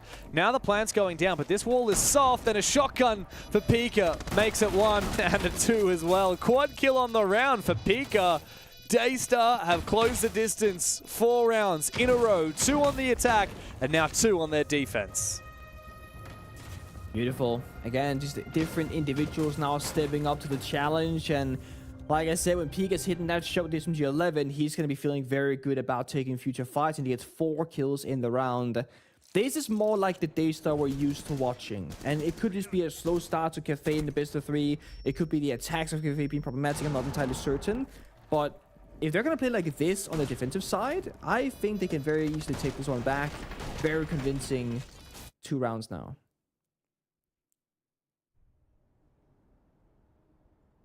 Attackers need to locate and defuse. Yeah, I feel like my question is, can Orchid really show much more face here? They had so many good defense rounds in a row, but I just haven't seen anything from them in these last 4. It's been very one-sided towards Daystar. Daystar got their confidence back in the individual fights. You mentioned it. Pika, Souffle, both have had rounds where they essentially just owned themselves. And with Yao being such a standout performer on the first half, it feels like every player has woken up. Reinforcing low. 10 seconds to go. Also, I saw a tweet last night. I think JV92 from Brazil. He was retweeting it, saying that Monty is the most banned operator across all the regions right now. Bar none. Like, he is the most banned, which is interesting because just like off the vibe check, I would say it's true. We see it being banned almost every single game, and if it's not banned in the first rotation, you know, the first rounds you play on defense or attack, it'll be banned on the second rotation, that third operator ban, because players will pick it up, they start winning with it, you target ban it. Monty really has become an operator that teams have finally started to play at a super high frequency. Mind you, Monty has always been incredibly busted. For 10 years, since the very beginning of the game, but only played in the last 2 or so years at a very high rate since the shield rework that happened. Yeah, I mean, Monty is just so simple. Same with Clash. Right. I think Clash as well, but yeah, I mean, because one of the biggest problems... Before the rework, that is. Any round of attack, what is one of your biggest problems? We need to take ground, we need to get information. Monty just makes those two things so easy. And planting, yeah. It was funny because before Clash got reworked into her current state, she was obviously very, very strong. You like do damage, you couldn't kill her. She had to shield up 24/7. Everyone started playing her. Then she got reworked, and it kind of changed around a bit. She's still frustrating and hard to deal with sometimes, but she doesn't do infinite damage without any real counterplay and launch with the sapping. There's all sorts of electricity now. Bandit, Kaid, Clash. It doesn't do player damage. That was changed about a year ago or so at this point. So it's funny how if you're a little bit too slow at picking up an operator and utilizing them, they might just get reworked or nerfed and then it's over. Yeah. And that's why the best teams in the world are quick at adapting. Yeah. Yeah, you do. So true. And the best team to figure out the strong ops the quickest. I mean, the fact that everyone's jumping on the Wamai train, that was a big surprise to me because often it'll take a few weeks, sometimes some months before a meta shift happens after a patch note. Wamai change happened, and literally the first game after, the first series, we saw it banned or played. It was incredible how quickly everyone was to jump there. Oh, wow, look at this. That was an aggressive rush in. There's actually an attacker already inside. That's by the chassis. Yeah, Lycolis has gotten all the way deep into the plant spot, and I'm not sure if Daystar are aware of it. But he does have a little bit of work still to be done, and because he's no longer upstairs, he can't use his fuse charges anymore. The cluster charges, 3 of them, still sitting in his pocket. Would have been nice to try and use them to clear out Coffee, where Pika is playing. The plant is going down, and Pika has been left undetected. He finds a double kill before he is traded back on the floor. As Azuki can now come in and support with his smokes. BG Man desperately needs to find this gunfight against Souffle, but he's looking far too high up. And Daystar can easily swim past Orchid. They saw them as they went by, but a 5th round in a row means that they finally take the lead. Ridiculous. Again, it feels like Orchid having the exact same struggles as Daystar on the attack. They can't find like an easy opening pick and play a 5 versus 4 advantage position. So they just either simplify the round and go for a straight plant attempt. One thing goes wrong, the round is over. Fuse die without adequate cover, that's the whole round. Or they try and go for a full map clear to go for a proper setup, but they will die to the roamers of Daystar. It's the exact same thing flipped on the side swap. Team Orchid will call their own tactical timeout after the operator bans. It was Solid Snake and Warden. Now, the Warden ban, we've been debating a couple of times. When you do this and you can play operators like your Ying, you like your Glass, that could just be the saving grace for the attackers because there are now so few operators that can actually counter those smokes. Maestro, funny enough, could be one of the counter picks because you get 3 Evil Eyes that can see through the smokes with thermal vision. Other than that, you gotta be playing vertically with C4s or, you know, get kills with utility, which is quite tricky. So, very keen to see how much they will abuse this Warden ban. Well, Orchid can't afford to lose any more rounds here. 5 in a row for Daystar. 2 more and the map is done. Oh, I saw an alt tab onto some blueprints there. Strats. Some strats. Very cool, very cool. Now, Orchid have had a chance to talk to their coach, Producer Boom, but I didn't see... I think it was actually BG Man doing a lot of the talking there from what I saw. I expect it'll be like Colas as well. Always has a lot of input on how this team functions. As they're on the attack, as you say, Warden ban. I'm seeing a Ying already. Of course, we've got repicks could always come through, but your question was how are Daystar going to deal if it ends up being a lot of Ying and Glaz and other utility that's flashes and smokes? What are they going to bring to deal with it? Are they going to bring bulletproof cameras or Maestro? The answer is no. They're going to bring a hell of a lot of C4s and info gathering from that pulse.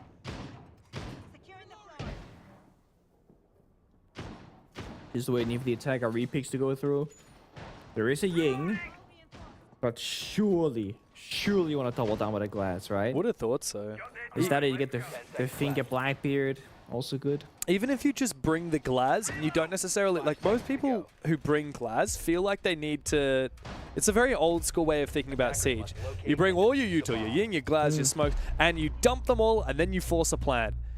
And in the modern meta, that's extremely predictable. Sometimes it's better to play your Glaz because you have a really specific power position you want to contest. Or maybe you want your Glaz to put down his smokes and make his presence known, but it's actually just a distraction for what's happening elsewhere. Yeah.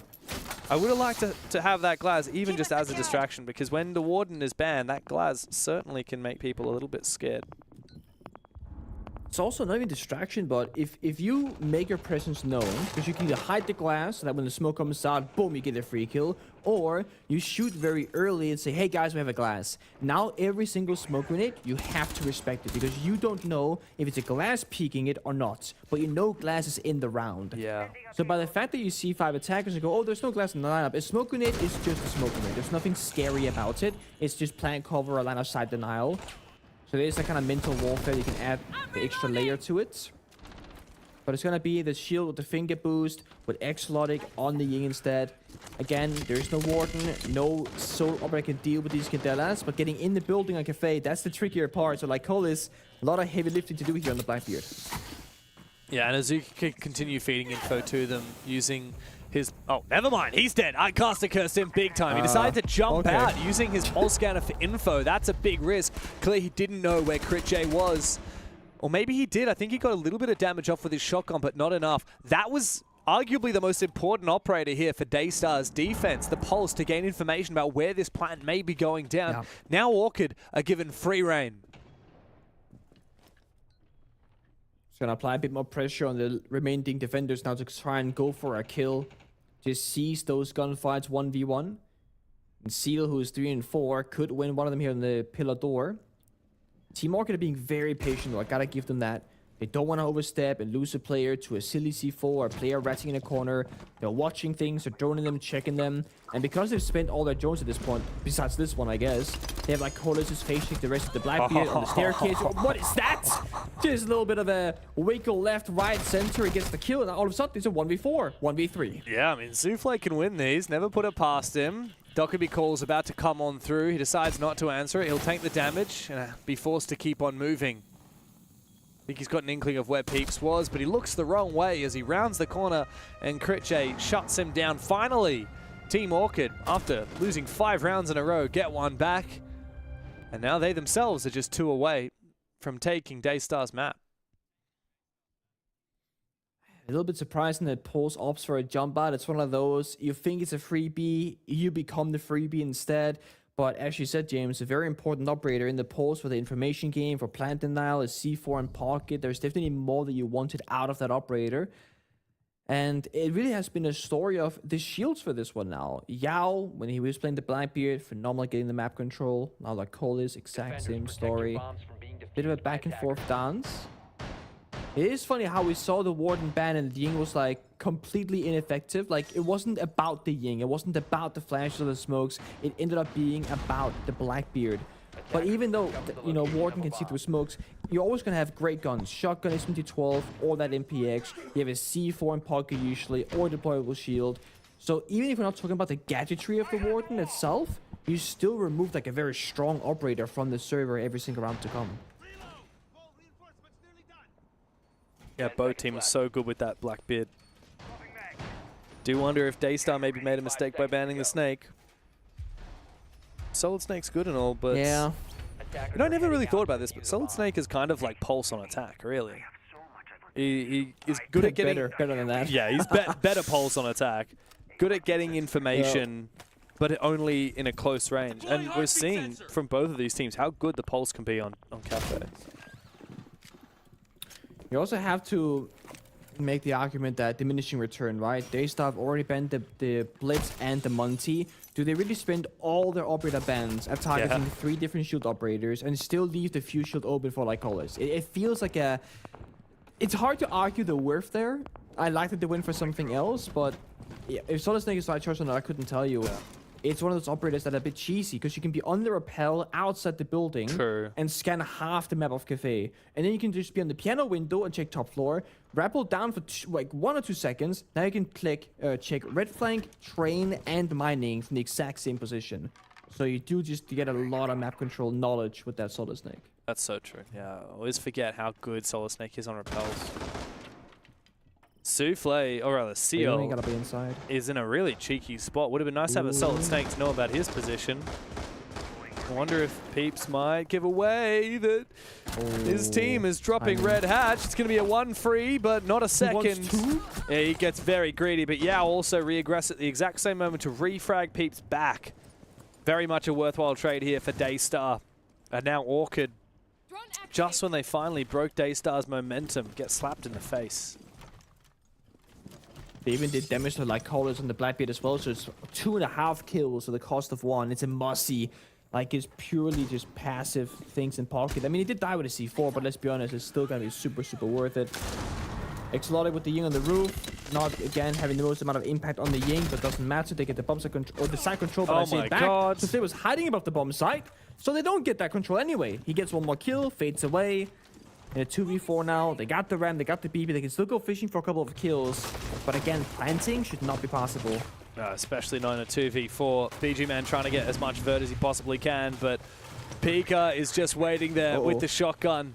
Lycolis doesn't seem aware of it, otherwise you'd think he would be using the nades, and Pika shuts him out of it. Complete jump scare. Lycolis gets stabbed in the back, never saw it coming. Here come the flashes now from BG Man as he needs to focus up on that defuser. But there's 4 players to find. Azuki's now scanning him out, and Pika is hungry for kill number 13. And there's no fear, there's no risk right now. He's got so many teammates alive in case he goes for a swing and loses it. Here comes the shotgun. It's successful, it's easy, it's free. Pika will find it. Daystar, again, that disruptive play style. And it's not solo plays like I thought, because I was thinking, okay, Mossy's gonna re-aggress into red staircase, not just go for 1, but go for a second kill. That's so greedy. But then we saw the play. Yao was swinging also from the piano soft wall that was already opened up. It was actually a 2v2 fight effectively. So it was calculated, it was communicated, and because of that, I will back Daystar in that play. I mean, you look at how this game started, right? 4 in a row from Orchid, and Yao is the only player from Daystar who's stepping up. At this point now, we've got 3 of their team on 10+ kills. Pika is 13 and 6. Souffle has hit 10 kills as well, as has Yao after his performance at the start. But it's funny because we talked about how Yao joining the roster gave space for Pika and Souffle to play more aggressively on the attack especially and frag out. They're doing so on the defense. It's really quite a story of 2 halves, but funnily enough, it felt like the second half of this game started as soon as Orchid were up 4-0 and started to let Daystar back into it. 6 of the last 7 rounds won by Daystar, by the way.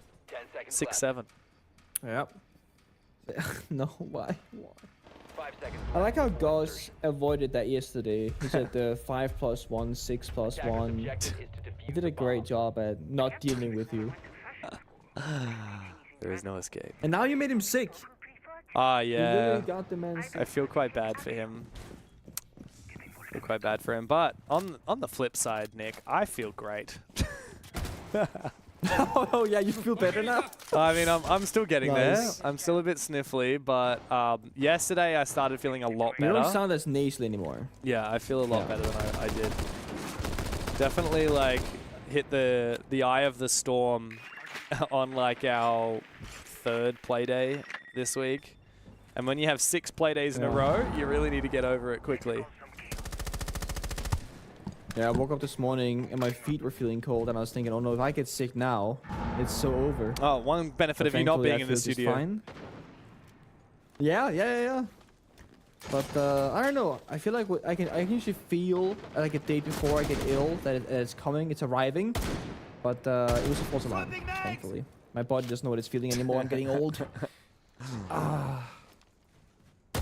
All right, well, I want to see what your instincts are like. What do you think, Nick? Do we go overtime here for Orchid? I actually don't think so. There's no, like, okay, if they had a Cavita for this round, like an easy way to deal with the bakery hold, or even a glass, for example, statistically, Team Orchid was in a great position. But they're just relying solely on guns and, like, Colossus Blackbeard to do it all, and Asuki finds a freebie. They didn't breach the wall. They're not watching it. They're already progressing the round. There's been half the clock being burned away from staring at this double door. Asamis keep going out. Someone has to be the playmaker and step up right now and into the damn building. Yeah, and the TCSGs from Daystar have been so good. There's a good shot from Exarlotic. Ooh.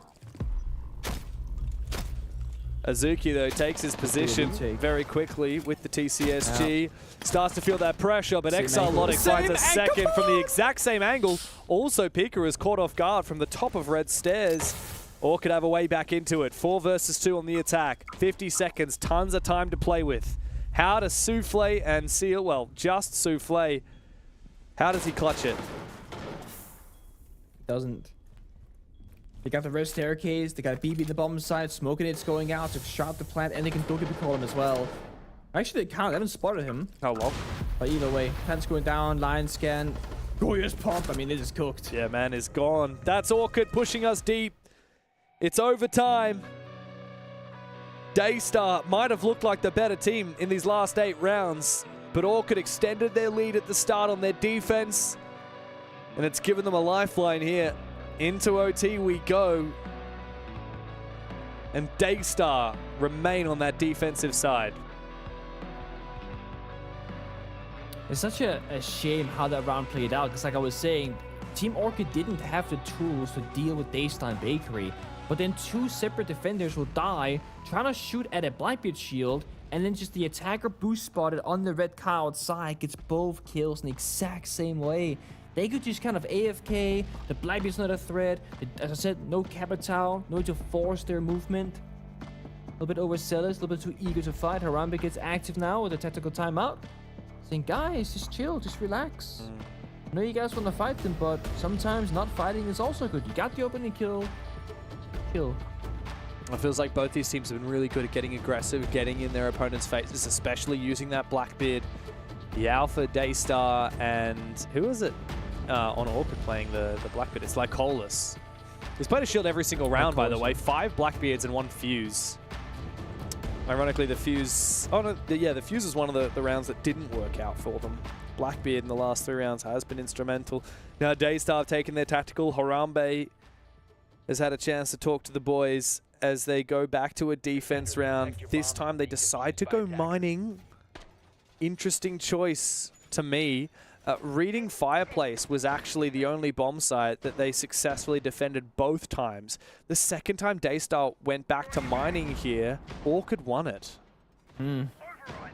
I like it for the simple reason that you can play more layers on this bomb site. You can start top floor, you can fall back, you can start playing the C4s downstairs in kitchen to deny the plant vertically, because that's kind of where the Warden Bank comes into effect. When you're playing the more center bomb sides of reading and mining, you're gonna have a lot more fights inside the building. You know, top floor defense, you're playing in piano, you're fighting the rappels, you're fighting the red hatching cigar, etc. It's very instantaneous fights. On Bakery, like we just saw, you as a defender are fighting people often outside the building on Bakery double door, outside garage. So now that we're in the middle of the building, the Ying's gonna get in there, the shield is gonna get in there. How do you deal with that more comfortably? You play the C4s. You play the utility game. This is Daystar trying to play strategy over individual gunfights. They have a ton of intel. They have 4 C4s, and then they have the Mulisi Banshees for a little bit of intel as well as staircases perhaps, or where they want to take the fighting. Daystar now have to have the right players be AFK in corners and say, hey, look at me, hey, look at me. Bait Team Orchid in, then a second defender somewhere else will use a C4 vertically to try and get that kill. I'm not sure if it was a bait that's lured Peeps inside the bomb site, but he's so close already. Does a lot of damage onto Azuki. Lycolis almost finishes him off. A nade might actually finish Azuki off completely if he can land it in the right spot. Pika does take down Exalotic. That's the Yin going down. Azuki has no choice. He had to answer his phone or stand there and die to the nade. Either way, he was dead meat. Or could have a pick. Thanks to that Dokkaebi call and that grenade, but Daystar have fought back valiantly. Crit J, the Lion, eliminated as Peeps looks to try and get a little bit more damage onto Seal. BG Man actually must have heard that phone call. He seems like he's got the audio cue of where that position is, and Peeps almost dies to that C4. Seal now aware that his retreat has been cut off by BG Man outside, and Peeps eventually falls to Souffle. Again, another kill with the TCSG. How many of Souffle's kills have been with this slug shotgun? Now Orchid just have BG and Lycolis left. Two of the OGs, the two longest running members of this squad in another 2 versus 4. Very smart for Daystar, so they have a rotation from Pillar into Library to avoid that outside door where BG Man was playing the entire time, so he's wasting his time effectively. Now he goes in the building, he dies immediately, like Colossus dies alive, comes in with a Blackbeard, but it's 1v4, and there's a crossfire. Yao gets that final kill. Daystar, great setup, but I also want to praise Orchid. Great attempt of the attack. That's it, we see the setup, we see your top floor, we see the C4s, Peeps rat up the red staircase, toss the smoke, and jump in the windows and try and take the fight. Had they found the kill onto both the poles and I think it was Souffle behind him, now you got the bomb site in your side and you have beneath control for the C4s. A plant is super possible, but they lost one gunfight too many, and with that the whole round kind of crumbles. BG Man, who was cutting off the rotations from the snow door looking into Pillar, was super ineffective because no defenders walked into his line of sight. So very small things going on there for Team Orchid, but not a bad attempt of an attack. No, not too bad, but Daystar now have to do an attack as well, or could get a chance to go back to their defense. Remember, they won 4 in a row before they finally lost 1 round of mining and 1 round of reading. So instead, they go back down to kitchen, where they won both times. Fairly convincingly as well. The first time they played this bomb site, they only dropped 1 player. Now, the Valkyrie has been banned on out here by Daystar, which restricts the info gathering somewhat for Orchid. I'm looking back at the second time they played it. They did actually have quite a different operator lineup to this. They ran Ella, Fenrir, Mozzie, Aruni, Mute. We have almost every single operator being different here. It's only the Ella and the Mute that remain. So instead, we've got a deployable shield from the smoke. We've got Crit J with the traps and Lycolis. So very much leaning into time denial here from Orchid with both the smoke and the Goyo. Attackers recovered the diffuser.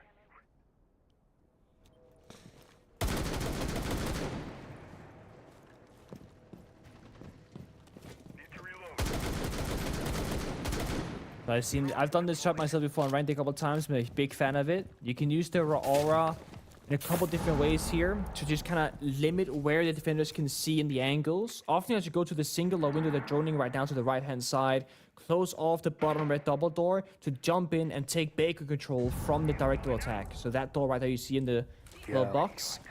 A big counterplay is to have a Runia defense, because the Runi or Scopus punch will break it immediately, like a Castle Barricade as well. They don't have that right now. So if and when that Aura Gate goes out, you can jump in with one of the shields, all the glass, and just take full control of the red hallway once you get within control. But actually, it's going to be a bit of a flip. They're going upstairs and mining first. Maybe worried about the verticality. It's that or Daystar have faked the directed push to then force the defenders back towards the bomb site just to go back upstairs and do a full map take, because Seal and Dokkaebi is top floor red stairs. Yao and Blitz is in second floor reading. They are playing for full map control without any vertical operators.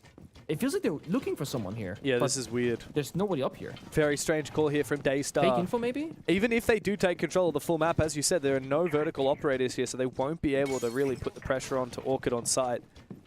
It's going to come down to clearing these power positions. You would think that the Rayora and they can't even get the hatch. Blackbeard would be perfect for trying to take Bakery, but no. And we see Crit J aggressive inside of Small Bake now. Very strange decision. They don't have any options. Like they cannot go for this upstairs attack. I mean, on paper, if the hatch is reinforced, I believe it is, they can't breach it. There's no hard destruction. They have no self-destruction. They can't break the floor apart either. So every single position on the bomb site is going to be super strong. Diffuser. Instead, they're gonna walk down the staircase. Diffuser's out of the building. What is this attack? Very risky here from Daystar. Here comes the Rayora. It does start to isolate that position on VIP, but hello from behind. Exalotic never dealt with. Now he meets the Blackbeard, who will take him down.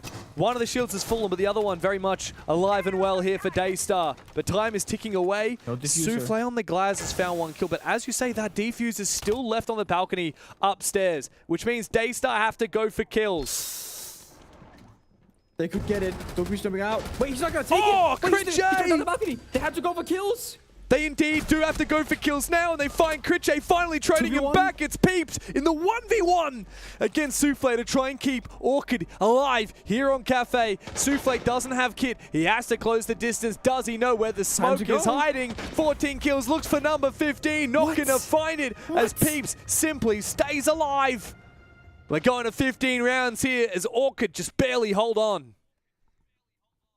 Miss input or something. Dogobi jumped out the red window next to the case, looks at it for a short second, goes, nah, drops down the balcony with about 10 seconds left in the round. They willingly said, we do not want the case, we do not care about it, and they picked so many strong attacking operators for a bakery push. Maybe they saw the Goyo fire and thought it's too risky, it could go wrong, let's go for a map clear, but like we said and like we saw, they can't get the hatch. They can't get any vertical destruction whatsoever. So one of the rarest moments of any Cafe defender round, you can play anywhere on that kitchen bomb site. Not worrying about the floor above you, not worrying about bakery, knowing the hatch is gonna stay closed. That almost never happens. Daystar do have that final parachute, thankfully. They go back to defense on 7-7, and that can be what matters in the end. Because between these two teams, the attacks on Cafe have been such a challenge. Yeah, I mean, I agree with you, but at the same time, how did Daystar get that down to a 1v1? Should have never been possible.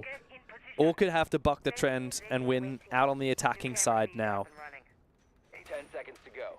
Now, we've had a lot of 8-7s, haven't we, in APL? These stage finals have been rife with competition. Orchid, I never expected to push Daystar too hard. I thought maybe we would see 3 maps today. I didn't think that Orchid would get this close on Daystar's map pick.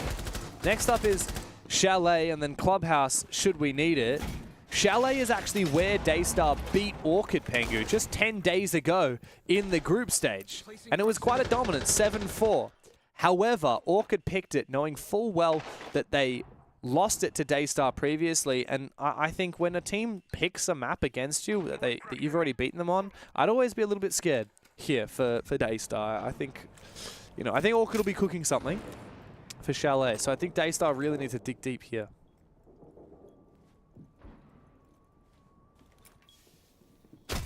Often we go into overtime, we see the attackers play a bit slow and a bit more scared in the server. Nobody wants to make that risky play and it not pay off, and you put your team in a very hard to win position. And in response to that, often defenders will play more time denial ops, right? Your Goyo, your Smoke, your Shanka, etc.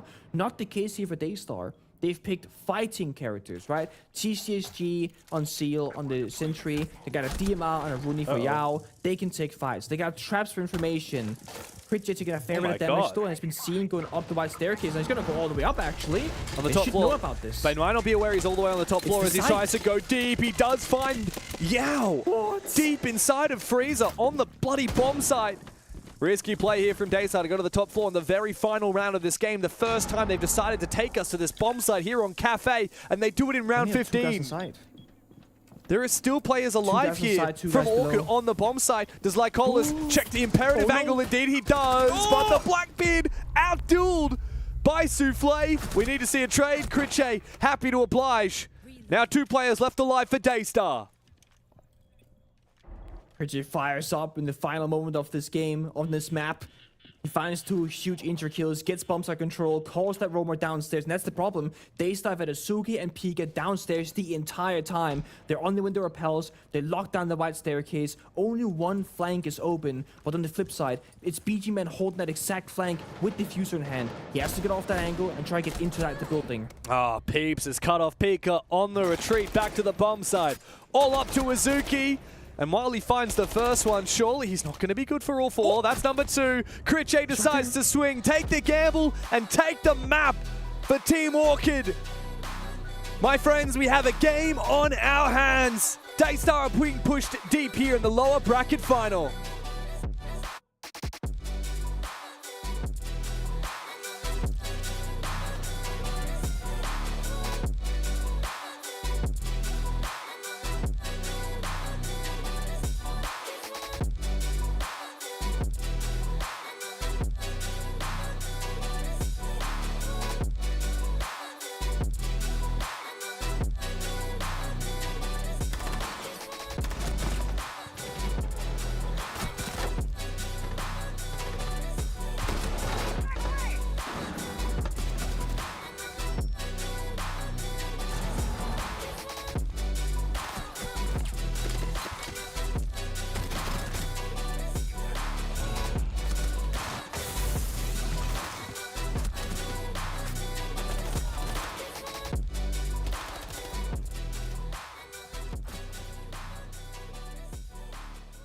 สวัสดีครับผมชื่อนายพัทรนายผลทรัพย์ชื่อในเกมชื่อเลเบลินครับตอนนี้เล่นให้กับฟูลี่ครับผมก็ตั้งแต่ผมเกิดขึ้นมานะครับพ่อกับแม่ผมเนี่ยเขาเปิดร้านเกมแล้วผมเนี่ยก็อยู่กับร้านเกมอยู่กับเกมมาตั้งแต่เด็กนี้พอผมโตขึ้นผมก็เล่นเกมไปเรื่อยๆเพราะว่าบ้านผมเปิดร้านเกมผมเป็นคนที่ชอบเล่นเกมยิงปืนอยู่แล้วนะครับแล้วทีนี้พอเล่นไปผมก็มีคนมาชวนเข้าทีมนั่นก็เลยเป็นจุดเริ่มต้นแห่งการเป็นนักแข่งก็ตอนนั้นตอนที่ผมพอผมเปิดร้านเกมนะครับเกมแรกที่ผมเล่นแล้วรู้สึกสนุกเลยก็คือเกม PB Point Blank อะไรเงี้ยเป็นเกมแรกที่ผมได้มีการแข่งขันจริงๆแล้วผมก็เล่นทุกเกมครับไม่เกี่ยวว่าจะต้องเป็นเกมยิงปืนแต่ว่าถ้าส่วนตัวแล้วก็ชอบที่จะเล่นเกมยิงปืนมากกว่าเพราะถ้าเกิดว่าพ่อกับแม่ไม่ได้เปิดร้านเกมนี้ผมอาจจะไม่ได้เป็นนักแข่งหรือว่าอาจจะไม่ได้เล่นเกมอย่างที่ทุกวันนี้เล่นครับเหมือนว่าตอนนั้นผมดูแข่งแล้วผมเห็นมีนักแข่งเล่นแล้วเหมือนรู้สึกว่าเขาเท่ดีแล้วเขาตะโกนเขา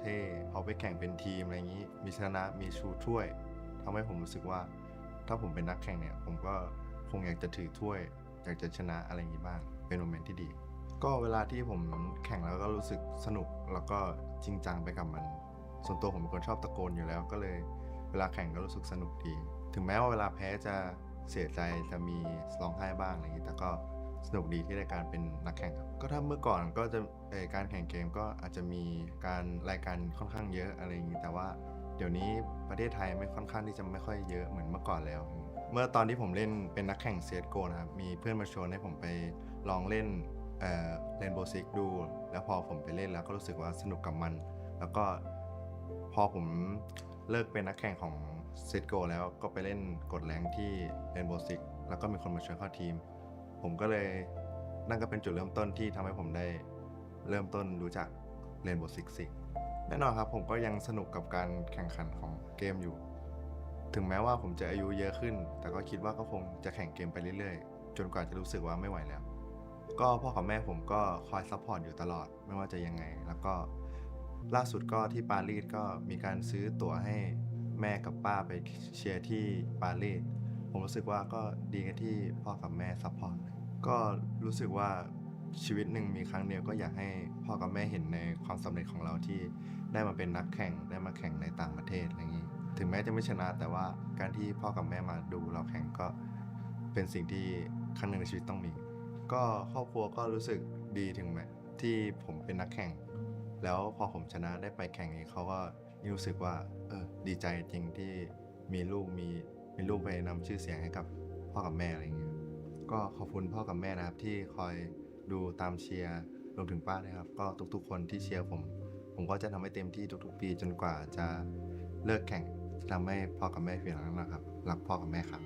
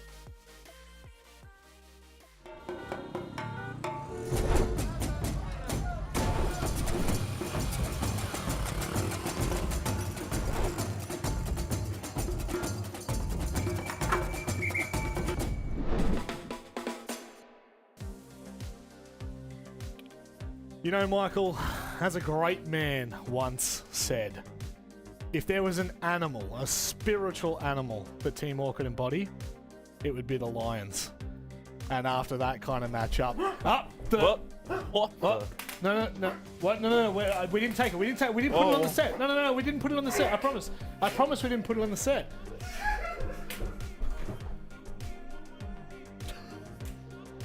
We need to put him back in the box. He has got to go back in the box at this point. I'll tell you what. It's just like you don't see behind the scenes. You don't get it. Everyone's running around this hashtag free APL man. Has anyone ever stopped to ask, should we free APL man? He's got himself a pair of pants now. That's actually a better one. Should we? You know, generally it's how is that? No. Hashtag put him back in the box. Put him back in the box. Get it going. Get it trending. But as I was saying, Michael. So, What were you saying, Rob? up the spiritual Lions. animal. Lion. Up the Lions. No, look, to be fair, I think Team Orchid have done a tremendous job there. After such a momentum shift happened toward that middle of the game, you know, we saw 5-6 rounds in a row, guys, where Daystar just dominated. And then just out of nowhere, Team Orchid just flick it back. Yeah, look, I think the way I would sort of summarize that map from a Daystar perspective is they took a bit of a risk. They took a gamble. They took a punt going to a map that has very little data. Certainly for themselves, we had to go all the way back to SI the last time they had played it, and the results were quite poor. And on the flip side, Orchid had nothing at all. So Daystar took a shot in the dark. It didn't quite pay off. And unfortunately for them, as I said during the veto as it played out, for Orchid, their best path forward was going to be a 2-0. I still am very skeptical in terms of Clubhouse. And so Chalet, it's their map pick. They should be feeling comfortable. Both teams have mixed results on this map. And so it's going to be a case of, I think, just carrying across that confidence from the first. You asked Peeps to stand up. Do you think he did so? Well, he was supposed to stand down in kitchen, and He luckily was. he did. He stayed ducking. It was pretty funny when you were saying, Peeps, it's time for... we were joking off air, and you're like, it's time for Peeps to stand up. And I was like, well, actually, he needs to stand down. Let's maybe not. Let's stay crouching. I mean, what a way to start. I mean, you want low finals, and it's the embodiment of what we've seen so far this entire stage across all three regions, that, you know, we come into a game. Historically, you look at this matchup on paper, and it's very easy to say Daystar should be the favorites, and then Orchid go and win the first map. And it's why in the pre-show I emphasized on what we saw at the end of last year. You know, could Orchid do to Daystar what Daystar did to Elevate? Well, so far, job done on the first map, and now they get to go to their map pick of Chalet. But I do hold the reservation. Yes, it's their map pick of Chalet, but I mean, Daystar have beaten them the last 2 times on this map that they've played it. Yeah. So, I mean, close games, admittedly, you know, along the 7-4, 7-5 scoreline. But, yeah, I mean, it's still a tricky one. I still think Daystar get us to that third map. Look, unfortunately, just given recency bias, just given where Daystar are at the moment, I do think we do go to a third, and I think I echo Guz's sentiment here. If we do go to Clubhouse, it's going to be quite odd. But look, Team Orchid, we said it in the pre-show, and it's not just kind of filibuster. It is true. Team Orchid on their day are a very dangerous team. They have so much experience on that roster, especially within this region. Domestically speaking, they're a very stable roster. They're a very good roster, but it just really comes down to those on-the-day performances. So we move to Chalet. I mean, this now kind of, yes, it is Team Orchid's map pick, but God, I don't know how much that means in a map like Chalet. Again, and being a rematch from that upper bracket semi, we have the data that a rematch on this map, it was in favor of Daystar last time out, so you could almost question why Orchid have allowed it as their selection. And You'll learn from your losses. That's the way I look at it. I just cut in and took my point, but that's right, Jake. In terms of what the takeaways were from that one, though, Daystar attack, they looked really, really strong in that second half. And so if they have learnt and can look to transform defense, that for me is going to be the difference maker. If Orchid had to finish this out in a 2-0, refine that defense, make Daystar work a little harder on attack, that could, you know, shift the momentum, and potentially they could walk away with a 2-0 victory. You don't always learn from your losses, though. I will actually. As you have So demonstrated. If Orchid do win this, someone check in PC, because it might be someone else. You just never. Maybe it's APL man. Oh. We really need to put him back in Yeah, the where'd box. he go? Oh, I don't know. But, He's ran back down to prod. You know, guys, I will say, I didn't hear the sickness at the start. It's rearing its ugly head. It's starting to rear its ugly head. you down with can it? almost say, you bastard, you stole it over to the casters. I don't know what's happening on the desk, but as they devolve into chaos, let's focus up on what's before us, Nick. It's a banging lower bracket final. And as you said, the Wamai bans are incessant here in APL. These teams are just loving it. Nobody wants to play against that Wamai. It's kind of ridiculous at this point, actually, because I'm more curious to see how teams are going to play the Wamai. Exactly, but we don't no get one to see wants it. to get him played. I'm like, why are they betting him? What have people learned in scrims that we're not seeing? Well, we're not going to find out. Yeah, what a Obviously, shame. Wamai is not going to be, you know, a kind of, I don't know, like mirror window back when she first got released, where, oh, where can they put the mirror to, like, get the best angles and, like, whatnot. Wamai is a very simple operator in the sense that you can protect yourself and your teammates from grenades, flashbangs, smokes, etc. It counters Capitao. It just fortifies a spot, almost like a Sam in a way. Makes it more challenging to attack it. But I am curious just how impactful it is. And something that I've been theory crafting, and I think I saw Hungry also tweet about it from the EML scene, is the very small change that happened to Omai. Right, he regenerates the discs faster, and he can now have one more at the max total. I think it's 7 from 6. But the activation time of each magnet went from 1.5 seconds to 0.5 seconds. And that is actually less time than it takes now for a grenade or a flashbang to go off. So if you see the indicator of something being thrown in your direction, and you toss down the magnet, it's gonna catch that projectile, reset the timer before it explodes, and you can save yourself very proactively. So I could really see Wamai being crazy strong for that specific purpose, because even if you're fully blinded, you'll still see the grenade indicator, and could then just juggle the grenades with the magnets. I did see that tweet from Hungry, and I thought, man, this is so he's inside football. This is, Pengu is going to love this. Yeah. I'm glad that you saw that. I would be amazed if I see a play like that happen, because it is very hard to pull off. Yes, the activation timer of Wamai is now 0.5 seconds, but you know, you think about the reaction time you have to be able to toss that down just as soon as that nade lands at your feet. Would love to see it. I hope that we get to see it, but no, unfortunately, he's going to get banned again and again and again. So instead, we'll see more Blackbeard, which we've seen plenty of so far. As Lycolis is tempted to get on inside. This is not a bar defense, by the way. This is just a bar extension on a master bedroom defense. Yeah. Again, Daystar, they want to challenge the map control, just like on Cafe. It's a very similar story. So I guess we look upon the same savior from Team Orchid on the attacks, like Collis on the Blackbeard. What can he do right now to kind of get in there and force them away? When a singular drone is forced the Yar from leaving library down towards Messinian, now of course in towards bar itself. As our Peeps gets into action, try to cut the crosses here and go for a kill. He saw his back. Yeah, he's got a gap here surely, but the Ella does look his way. However, Yao not quite aware enough of Peeps' position in time. Free kill for Peeps on the Dockerby. No damage, almost no damage done. And now he can hack the cameras as well from Yao's body and look to try and call the rest of the players on this team. Peek on the smoke, roaming so far away from home. He's about to get contested with that SMG-12, but maybe not a wise idea to go up against the shotgun at that range, even for a player like Peeps. Look at Pika, though. He's tempted to continue fighting here.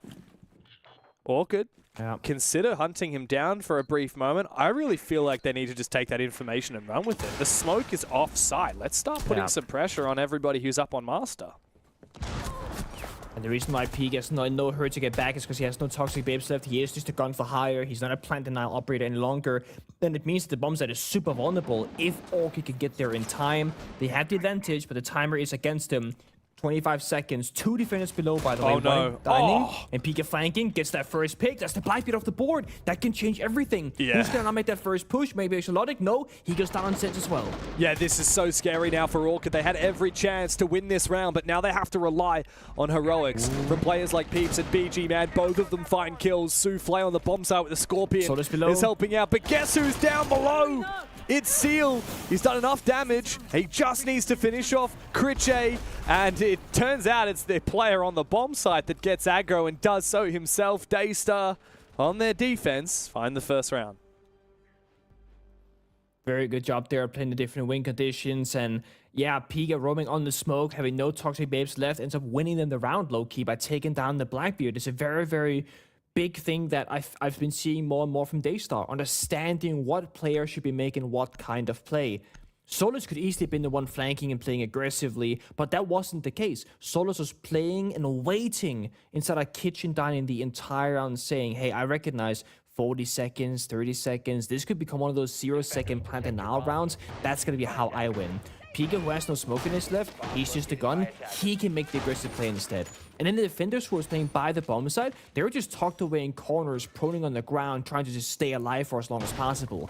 Everyone played their role perfectly from Daystar, and it goes to show the level of communication for that to happen. Because if that does not occur in the server, someone's gonna make the wrong play, the whole thing falls apart.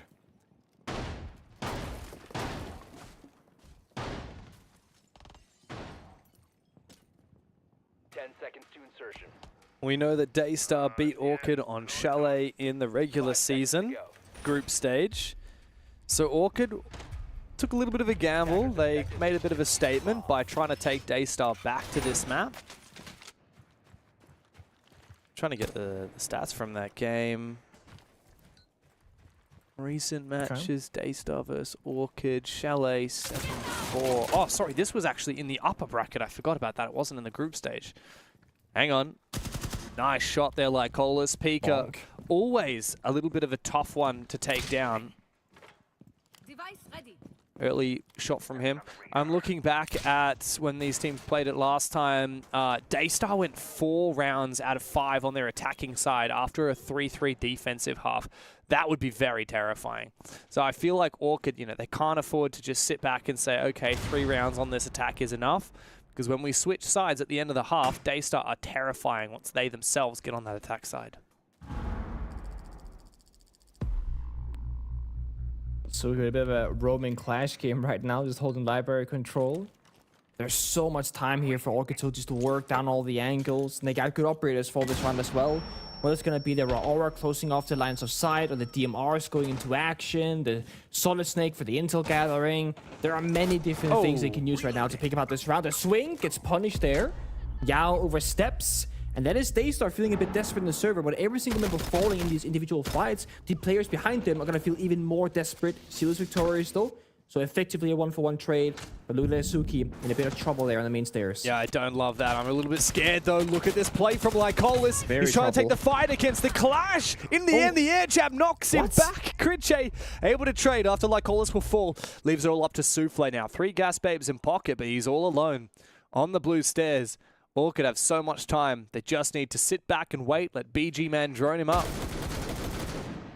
Yeah. And then poise for a plant. If you look at the util left right now, Orchid did a great job at spending as much as they needed early. No more lion scans, only 1 grenade, 1 raw aura panel, 1 concussion. They have spent everything to get to this point. They're not holding back at all. The stun goes out, but doesn't affect Souffle, but they know exactly where he is. Bottom blue or inside the bomb site. He's got 3 toxic babes and maybe can isolate some gunfights with them. Plan starts to go down. Souffle waits for the swing. It's Exarlotic. He does a lot of damage, but doesn't get the kill. Critche quickly to swing. Orchid, a great reply. That attack looked dicey for a brief moment after Peeps swung on that Solid Snake and died after he got his initial kill. But Orchid, really thanks to Lycolis on the Nomad, pushing up the stairs from Fireplace directly onto that Clash. Once the Clash fell, it was a bit of a skirmish back and forth. Orchid finding themselves in a 3v1.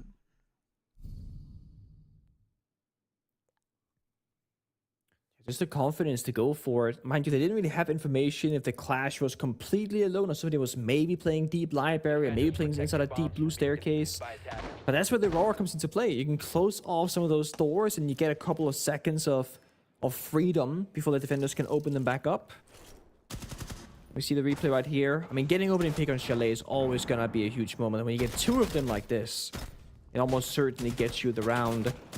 Chalet has a lot of map to work with, and with every single player def on defense, you lose the map control as well on top of it.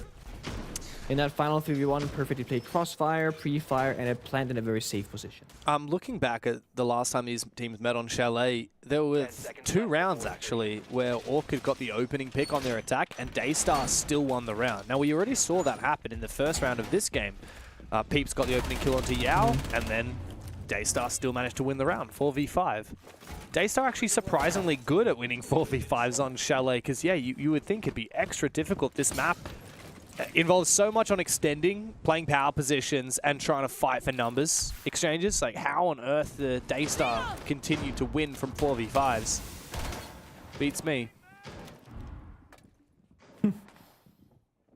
Right there. They just got that clutch gene, I suppose. Getting good at striking first, but getting punished 2 rounds in a row now. Exotic takes down the Ella of Seal. So again, maybe they are trying to make a play a little bit too early in these rounds. The half team is sitting still waiting for a pick. The half is looking out the windows trying to go for a kill. And it's going to force the players like Pika playing the smoke, having to retake what could be a dangerous spot here on the blue stairs. Because Team Orchid, they love sending one player deep in the building, going hunting. It's Peeps again now on the Lion. He's entered library. They have like Collis on the mezzanine right in front of him. Pika finds the kill though onto Blackbeard, so successful roaming smoke twice in a row. Yeah, how does that keep happening, by the way? Pika always allowed to just roam aggressively wherever he wants. Like Collis being the Blackbeard to die to a headshot means he must have been holding an angle. A risk that doesn't pay off for him. Bomb sites down in kitchen and dining, by the way, which typically means step 1 for Orchid is to take top floor.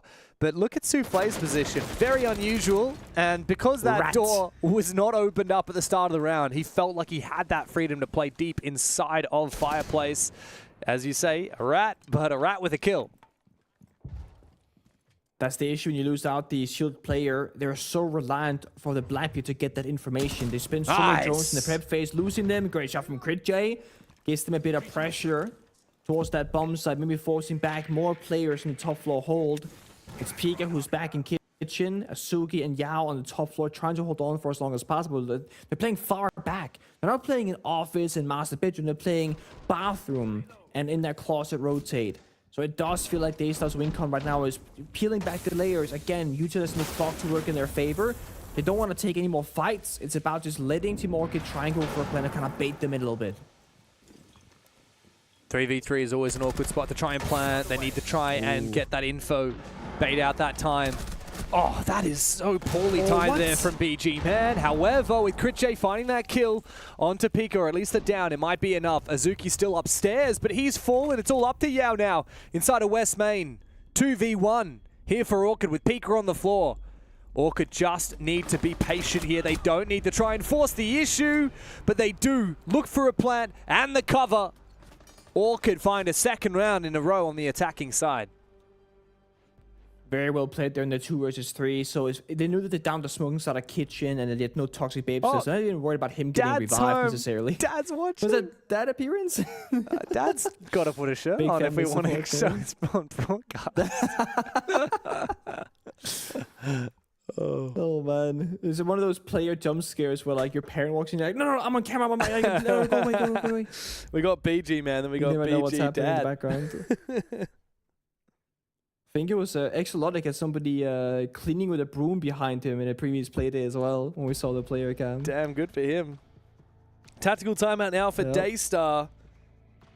After Orchid find themselves 2-1 up. Time for team captain Pika and longtime teammate Souffle to really have a think about this one. They've just fumbled 2 rounds in a row. They haven't found a single opening pick so far on Chalet. They know that they're good on their own attack, so when we swap at the halves, it won't be the end of the world. That's a time to reset, but you can't afford to let this game get away from you too far on that defensive side. Last time they played Orchid here, they got 3 rounds. They've only found 1 of 3 so far.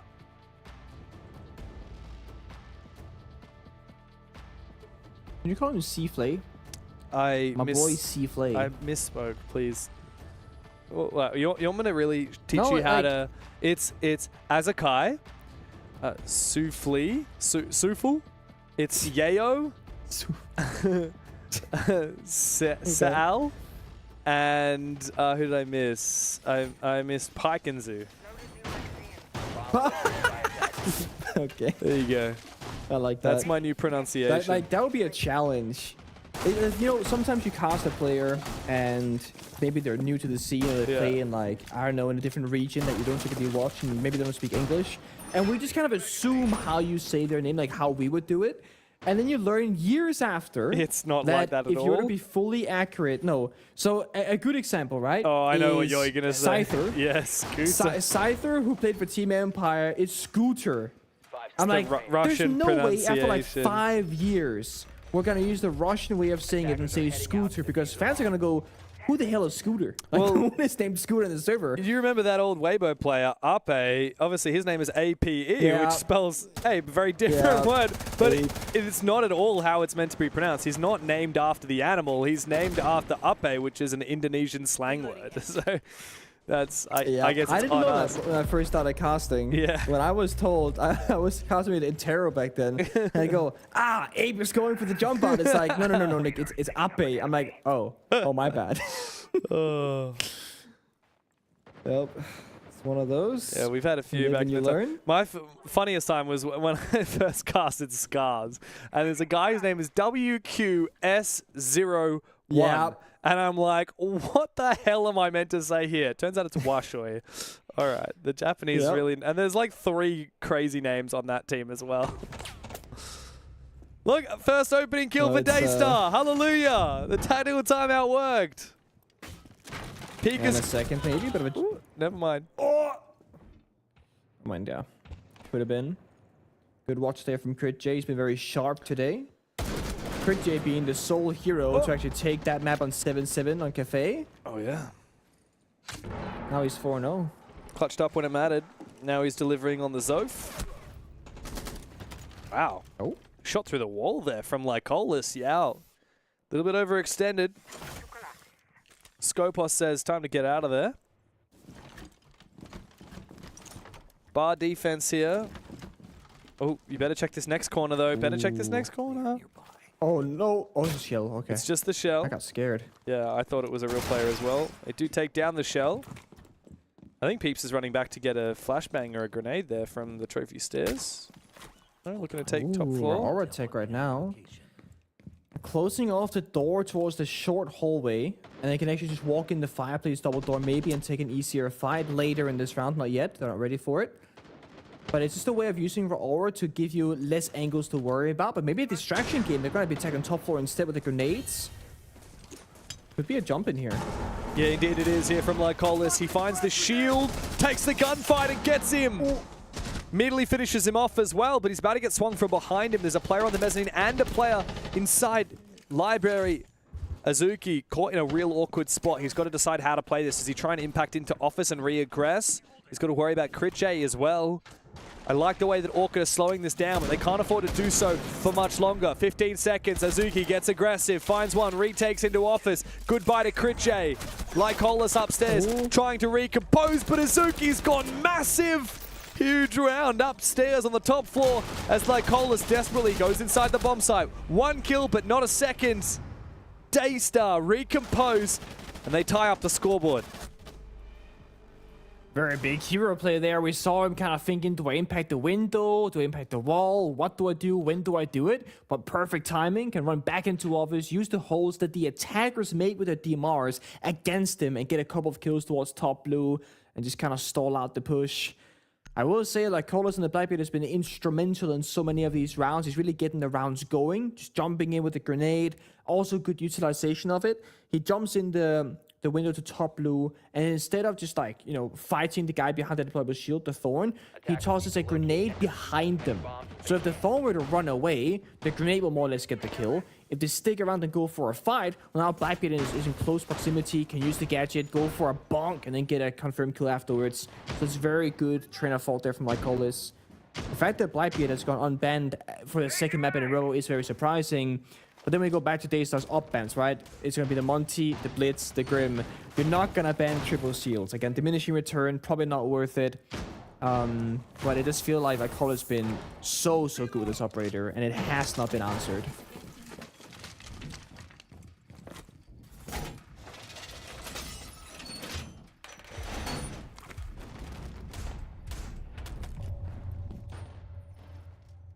I noticed no Zoph locked in for this round. But the castle's been picked. Zoph these days, with the recent buffs, getting 1 extra explosive and 1 extra concussion, I feel is extra good against something like Castle, who's bringing, what, 5 pieces of bulletproof util with that bulletproof camera as well. But no, instead, Crit J jumps on the Deimos. It's Peeps, though, who's the first in the building on this Dockerby. Surely he's going to find a freebie here. I think Suyil must have heard him. Yeah, he's got a feeling, I think. There's 2 players, wow. Oh, yeah. They're going to try and Double down. refrag this out. Surely Peeps is good like for this. one at least. He finds the first kill and decides to back out immediately. The Lion roars. Good call from Peeps. He knows it was Souffle. He got a glimpse of the castle, but Pika comes down to support. Wow. Impeccable teamwork there from Daystar. They commit together. Souffle does have to answer his phone, though. Can't afford to take 40 damage now. A bit of an even exchange here, to be honest. I mean, the Dockerby, pardon me, is a lot of util to lose, but so is the Solus. Yeah. Solus is going to be one of those win conditions of Plant Denial, which actually won them the round previously on this exact bomb site, where it's still going to be... You're about causing chaos and a distraction. You have done that. You've gotten the kill and forced people to over-rotate to try and trade you back. So I say worth here for Team Orchid, but they're changing the approach back and forth from Big Window Master to try and go for a fish play. Now going back towards Solarium for a backstep instead, perhaps. They don't have any easy ways in. Still have like Coz and Blackbeard on the roof. I feel like wherever he's gonna go, that's probably gonna be the main push. Now it's Crit J taking Library Balcony in his control. Oh, Start careful, droning careful, it careful, out, careful. and Oh my Coz flies on it. He flies straight in. Doesn't fully clear the corner. I mean, the glass cannot block his vision, I guess, but he saw the two cast of barricades and thought, oh, this is completely free, guys. I'll just take it. Oh, But it wasn't. Yeah, that's a big mistake there from Lycolis. Also, the Blackbeard, one of the few operators that can easily clear those castle barricades with his dash. Ooh. So without that, Orchid are in a bit of strife. Thankfully, Crit J's found them a kill back, but yeah, they won't hold the numbers for much longer. Here was Souffle finding one. Pika is still all the way down below. Reveals his position when he doesn't actually have a clear shot. On for a roam. Orchid now know that's one less player on the bomb site. He's trying to force it. It also Marvel Pika sprinting straight back up the trophy stairs to get back to his teammates, fearing that exact same rush. 20 seconds to go. Time to track someone with demos. You can't actually, sorry, you have none left. Just gotta walk on in and take the fights. Yeah, Critche though, he's so good at doing that. Never mind, I cast a cursed him. Souffle shuts him out. 3 kills of the UMP. Make that 4. Daystar well and truly back into it on Chalet. A 3rd round in a row as they take the lead. Not in a row, sorry. A 3rd round in Chalet though. 2nd in a row. Hey, nice. Good catch. Good catch. Speaking of maps, I spoke to Jake when I was working with him the other day when you were at Sickies. Theme Park back in pro play, yay or nay? I have my hot take is that I always loved Theme Park. Like back when Theme Park was like a common ranked map, back when I was a Maverick main, when Maverick, you know, at the peak of Maverick's power with the old nades, I loved going Theme Park because I thought it was very attackable if you knew what you were doing and you coordinated, and I loved playing Valkyrie on defense. Also, so many good pre-play drones on that map. Problem is, if you played at a high level, there's just so many choke points and so little ability to do vert on that map. I feel like these days with Deimos Dockerby, it might be a little bit more achievable. But yeah, I don't want to have any map in the game that is so attacker or defender sided that nobody wants to pick it in the best of one. And that's what happened with both Skyscraper and Theme Park. And I got so sick of it because you only ever see those maps in BO3s. And even then, both the teams aren't particularly interested in playing it. My short answer is no. My long answer is I would love to see a Theme Park map buff. And I would love to see it back in pro play. Okay. I don't know, I wouldn't mind this idea that, you know, you have your 9 maps in Pro League and then you will have some sort of rotation. You know, you'll play maybe a stage with a new map in. I mean, I say new, but Theme Park is an old map. How often like do you think we should get changes. a new map? Or a map change? Not necessarily like a new map, but like, you know, a change in the map pool. Every year? Every 6 months? I think once a year would be great, like, you know, after a cycle, reset the year, start a new one. Yeah. But if you were to have maps like Villa make a return, Theme Park make a return, maps that people already have strats on and have played for years in a row, you could probably do it every 6 months, take one map out, take one map in, and kind of get a feel for it. Yeah. And the thing is, most games online are played in best of ones. You can easily ban the new map if you don't want to play it.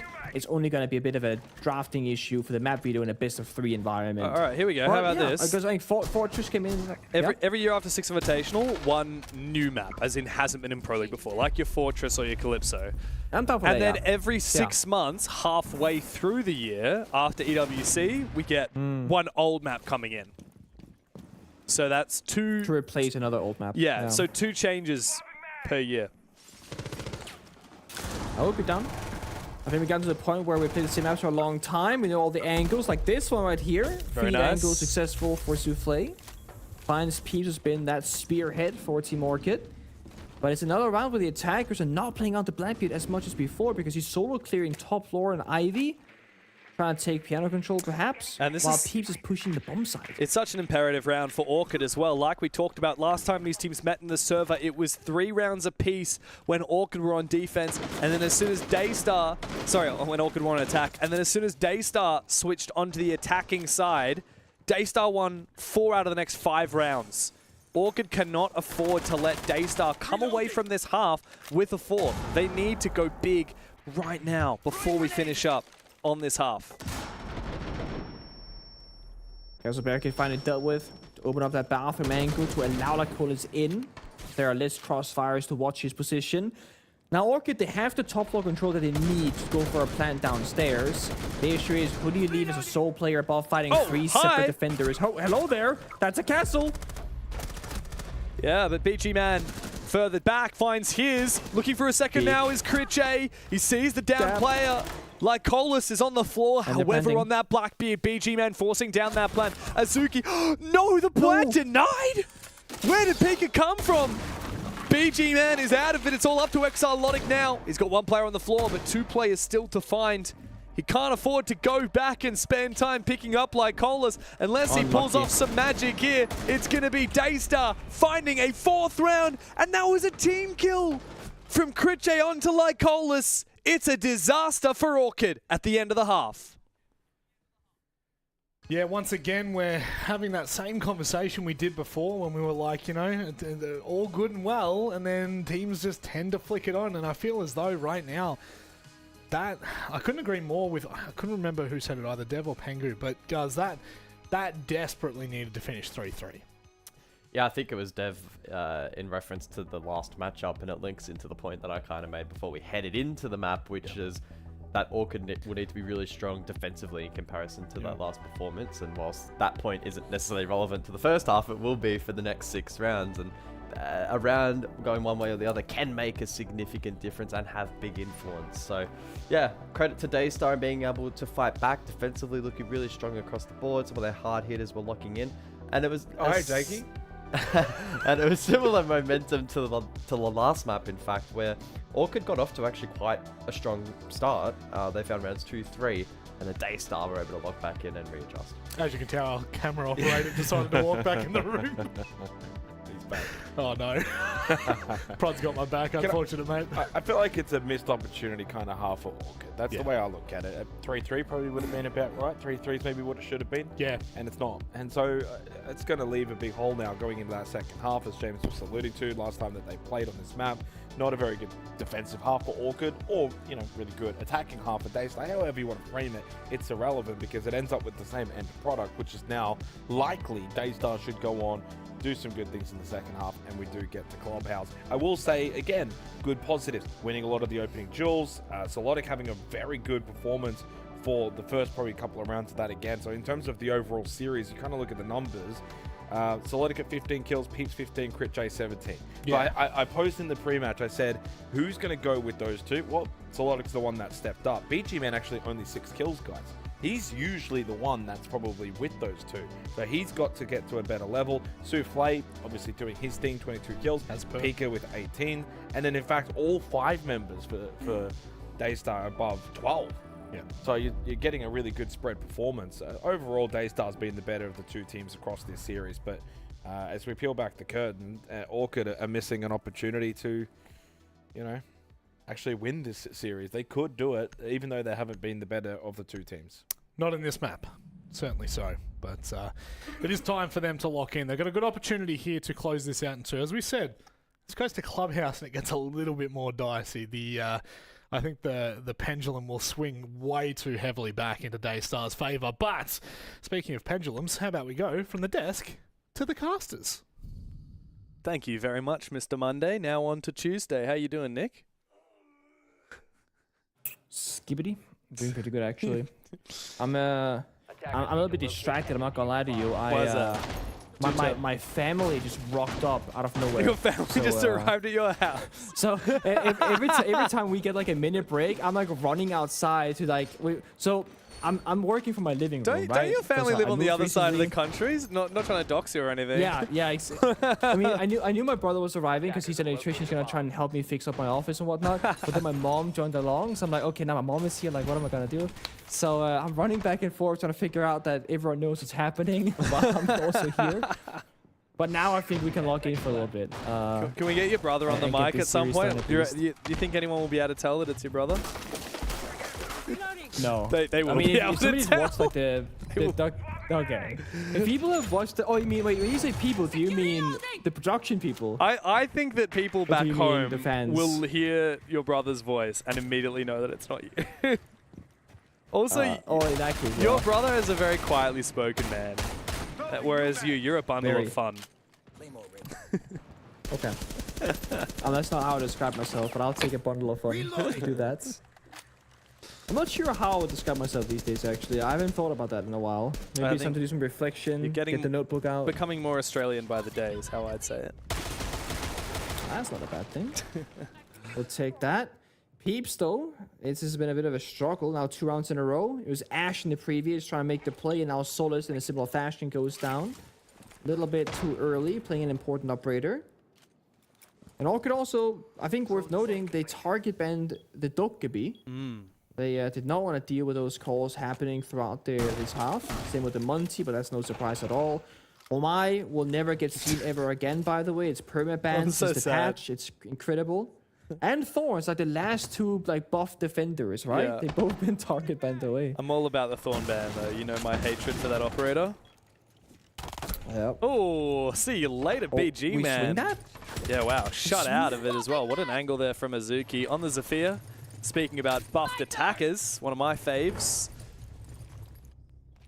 Icolas, though, says, hey, don't forget about her sister. Ella can still be a miracle worker. Pika goes down. I think he must have peeked with the Hive launcher. Now here comes the Glaz of Yao. Does get the injure as well. You've talked, Pengu, about how Yao, despite being the least experienced player on Daystar, is trusted with these big roles on the team, like playing the Blackbeard, playing the Glaz, and he does so very well. Yeah. Very consistent player, that's for sure. 2 play over swings and gets shot down. And a player on the pick with the rail stock. Yao has to win this gunfight. Really nicely played there by Icolas, getting aggressive with the Grismont. However, Yao is just better.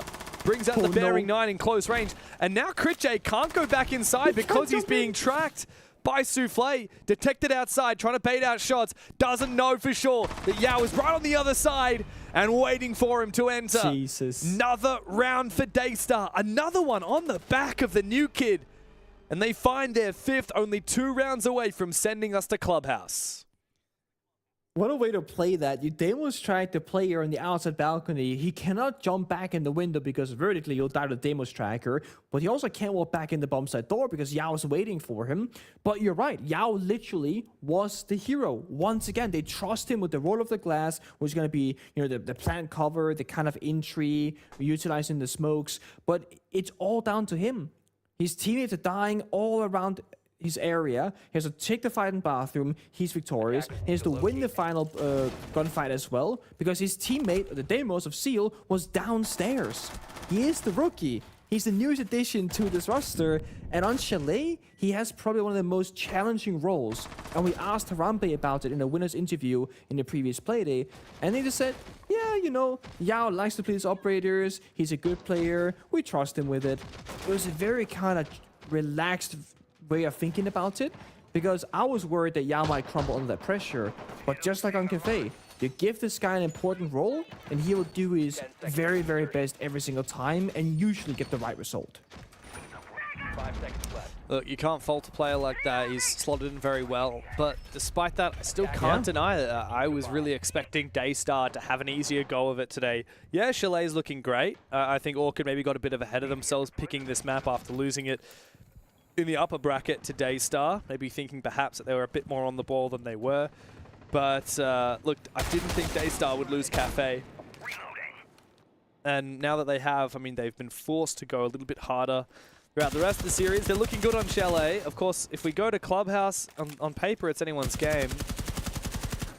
But yeah, I did not expect Orchid to win this series. Like, maybe take a map, but not win the series. Daystar have looked like so clearly the second best team in Asia right now. Orchid and Soul's Heart have kind of been fighting out between 3 and 4 very tightly, but Daystar have looked really good. And they're starting to show a little bit more of that on Chalet than they did on the first map today. Or could be everything. Get that early pick, make life a little bit easier. Forestone goes out. I think he's looking down the hole, actually. Might have seen...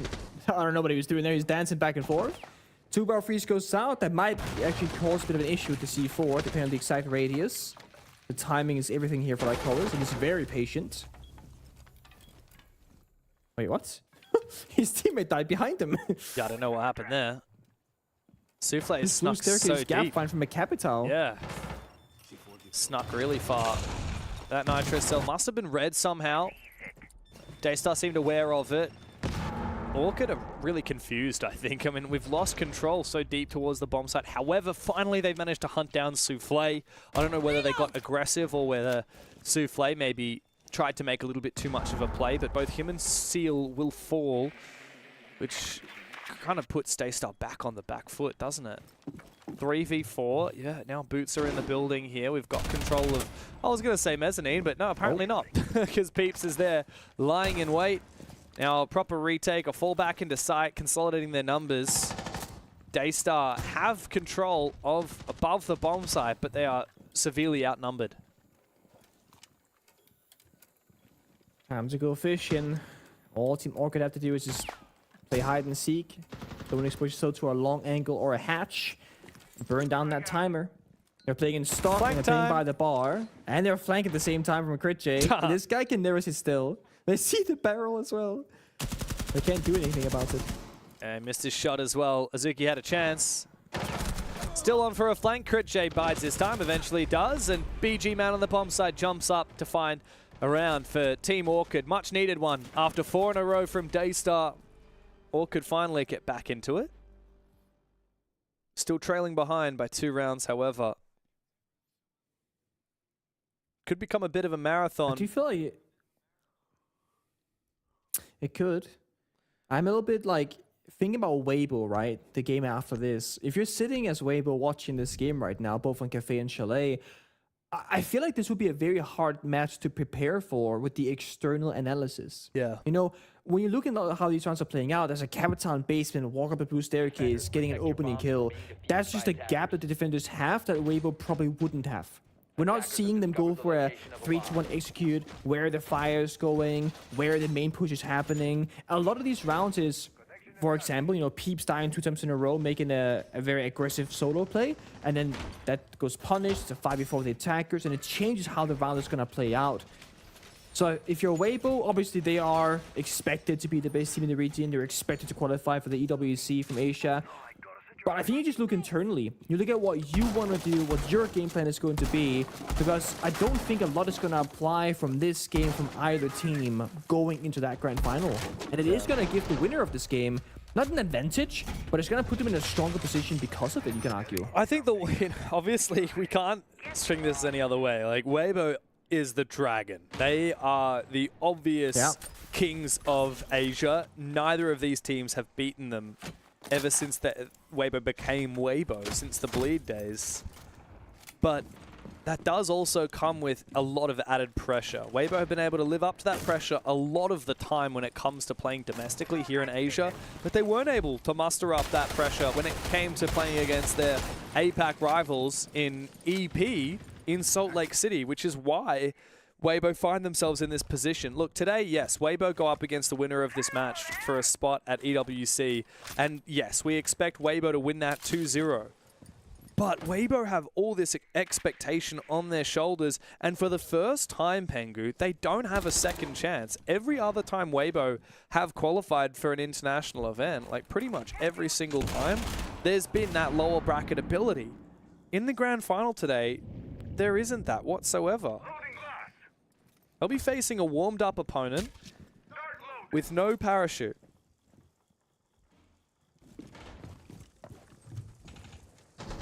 I thought that for a second it was going to be a fly out the window kind of play, but no. Yao elsewhere gets a kill into like Lycos and the Kaid. So Daystar start off strong, but getting inside and taking this bit of map control is so challenging against the Nari lasers. So they look elsewhere. They go for the bomb site instead. Yao is literally in the kitchen hallway, just about to get to that case. Looking for that one defender, and there he is behind the half wall. If they can find that kill, that will give them the whole bomb site. Got the player down on the bomb site. Seal waits patiently on his position and does cut down the player on the rotate down. Critcher though, oh, nice impact. He's going to double up. A lot of damage. See you later, Yao. Big play from Critcher. 12 and 4. So far, 3.0 KD. He's popping the hell off for Orchid, and he's brought it back into the realm of possibility, but swiftly shot down by Azuki. BG Man in an off position. 1v2. Azuki's a man with a defuse in his pocket. Seal's got to be the one to cover. But no concussions remain. And I don't expect there's a lot of droning left available for Daystar either. Ironically, the drone is in perfect position. No. To find where BG Man was hiding this whole time. And now BG tries to weave the gap between the two players. Can't even find Azuki, however. And Daystar put themselves on map point, ready to send us to Clubhouse. Beautifully done. Again, instead of attacking the problem, you just kind of walk around it, hit the bomb site where all that utility is up above, and you make it completely irrelevant. Operator Ben-wise, I'm not sure what you're really going to be going for, honestly. Like, if you are on the attack, what defender is a problem? I think they're probably going to lose. It's been pretty straightforward so far. I mean, I think if you're Orchid, you get rid of that Blackbeard. I think that's the big thing if I'm Orchid. Yeah. That one I see. Out of the glass. What? Kaid. Glass was picked one round. Yeah, but it's a Yao pocket pick, you know? It's so the only reason why I said it is in a previous game that we witnessed, I believe it was banned against them on Chalet, if not mistaken. And I think other teams just have more inside knowledge from scrims and practices than we do. I think it's a much bigger pick for Daystar and for Yao than what we believe that it is. Because we only see it once in a while. Yao did play it twice against Orchid when they beat them in the upper bracket. But yeah, still, I mean, that's an operator that's only going to be impactful once every now and then as a pocket pick. You know, you get rid of the Capital, that's been picked every single round. You get rid of the Zephyr, that's been picked often. You know, same with the Solid Snake. I think the Blackbeard is an obvious one just because of how oppressive it has been. Unless if they, I mean, maybe Orchid are just happy to play against the Blackbeard because they've been running so many impact grenades. They're happy to do that tick damage. We saw a lot of Ella. Yeah, I don't know if that Glaz ban is going to be that impactful. Daystar, on the other hand, getting rid of the Kaid. I mean, that's been brought back-to-back rounds now by Orchid. And just getting rid of one more step in the process for Daystar will only expedite these already fairly quick attacks.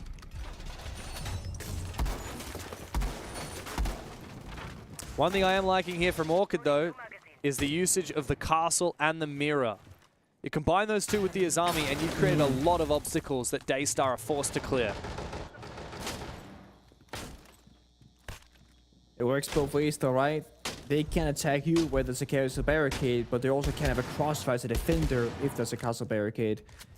It does, of course, to your point with the mirror window, it does make the first step of these rounds a lot more challenging. Attacking library head-on will require either Heart Destruction or an Ashe or a Kali.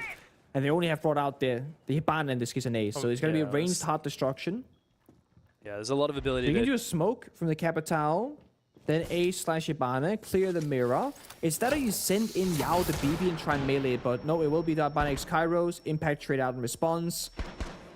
And also a crossfire from top blue, so they can deny a lot of Heart Destruction here. This might just not work. I feel like Daystar will be able to get this done, surely. I mean, especially if the Capital comes on over. Oh, wow, the Selma's being detonated. I feel like Daystar are using their util way too prematurely. And now Souffle's been peeked. Out from inside a lobby. A grow play, but Azuki gets aggressive, finds a double kill with the M762, hungry for a third, but shut down by Exilonic. A much needed lifeline now for Orchid.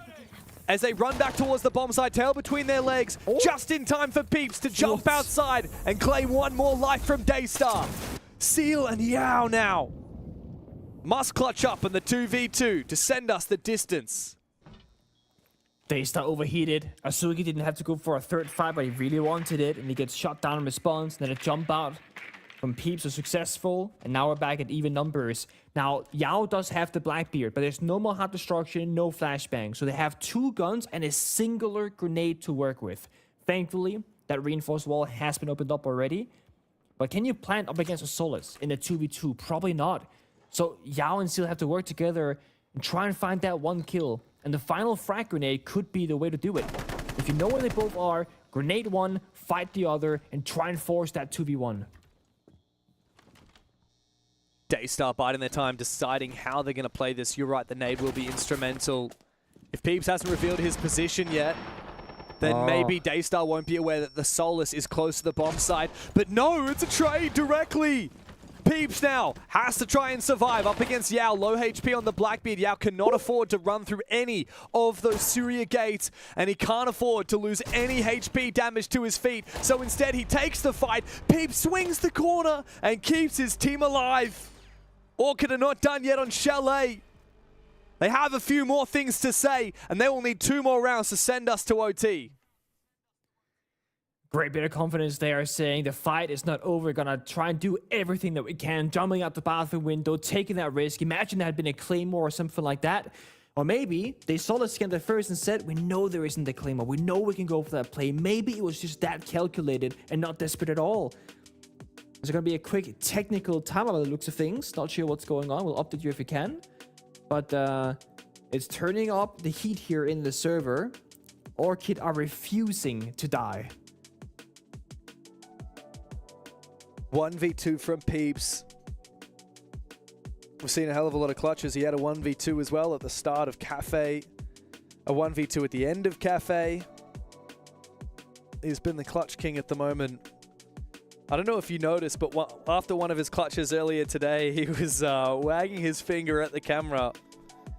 I think Peeps is a bit of a player that has flown a little under the radar for Orchid since joining the roster. Of course, when Orchid moved from Fury to this new organization with the core of Crit J, Lycolis, and BG Man, they left Dark behind and they picked up Peeps. Here's that replay. Wow, very quick on the sticks here. One of the replays from the Peeps. He's had a few. He's been playing it up to the camera quite a bit.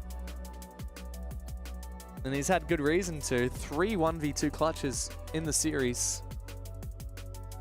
Definitely flown under the radar for me in terms of his performances on the team. But I'm going to have a look and see where he actually sits within Asia in terms of his EPS performances. He's a top 10 player. So many. Actually 8th ranked in the league, above Speakeasy and Seal and I9. Which is pretty impressive. Even above Neon as well from Psych & Company, a pretty bit of a standout player. Yeah. The only one of his team members who's above him is Crit J. Where's Crit J on that? Like top 4? Yeah, well, top 5. Top 4 if you don't count the number 1, technically the number 1 player in Asia. But I feel like there's a bit of an asterisk there because he's only played 7 maps. Because it's N-High Cal for Elevate. So he's got a really high EPS, but keep in mind his team didn't win many games. He had a 1.54 KD across 7 maps. But if you think that is good, the number 2 player in the region and the real number 1 is actually Hoven. 1.92 KD from Weibo Gaming, 12 maps played.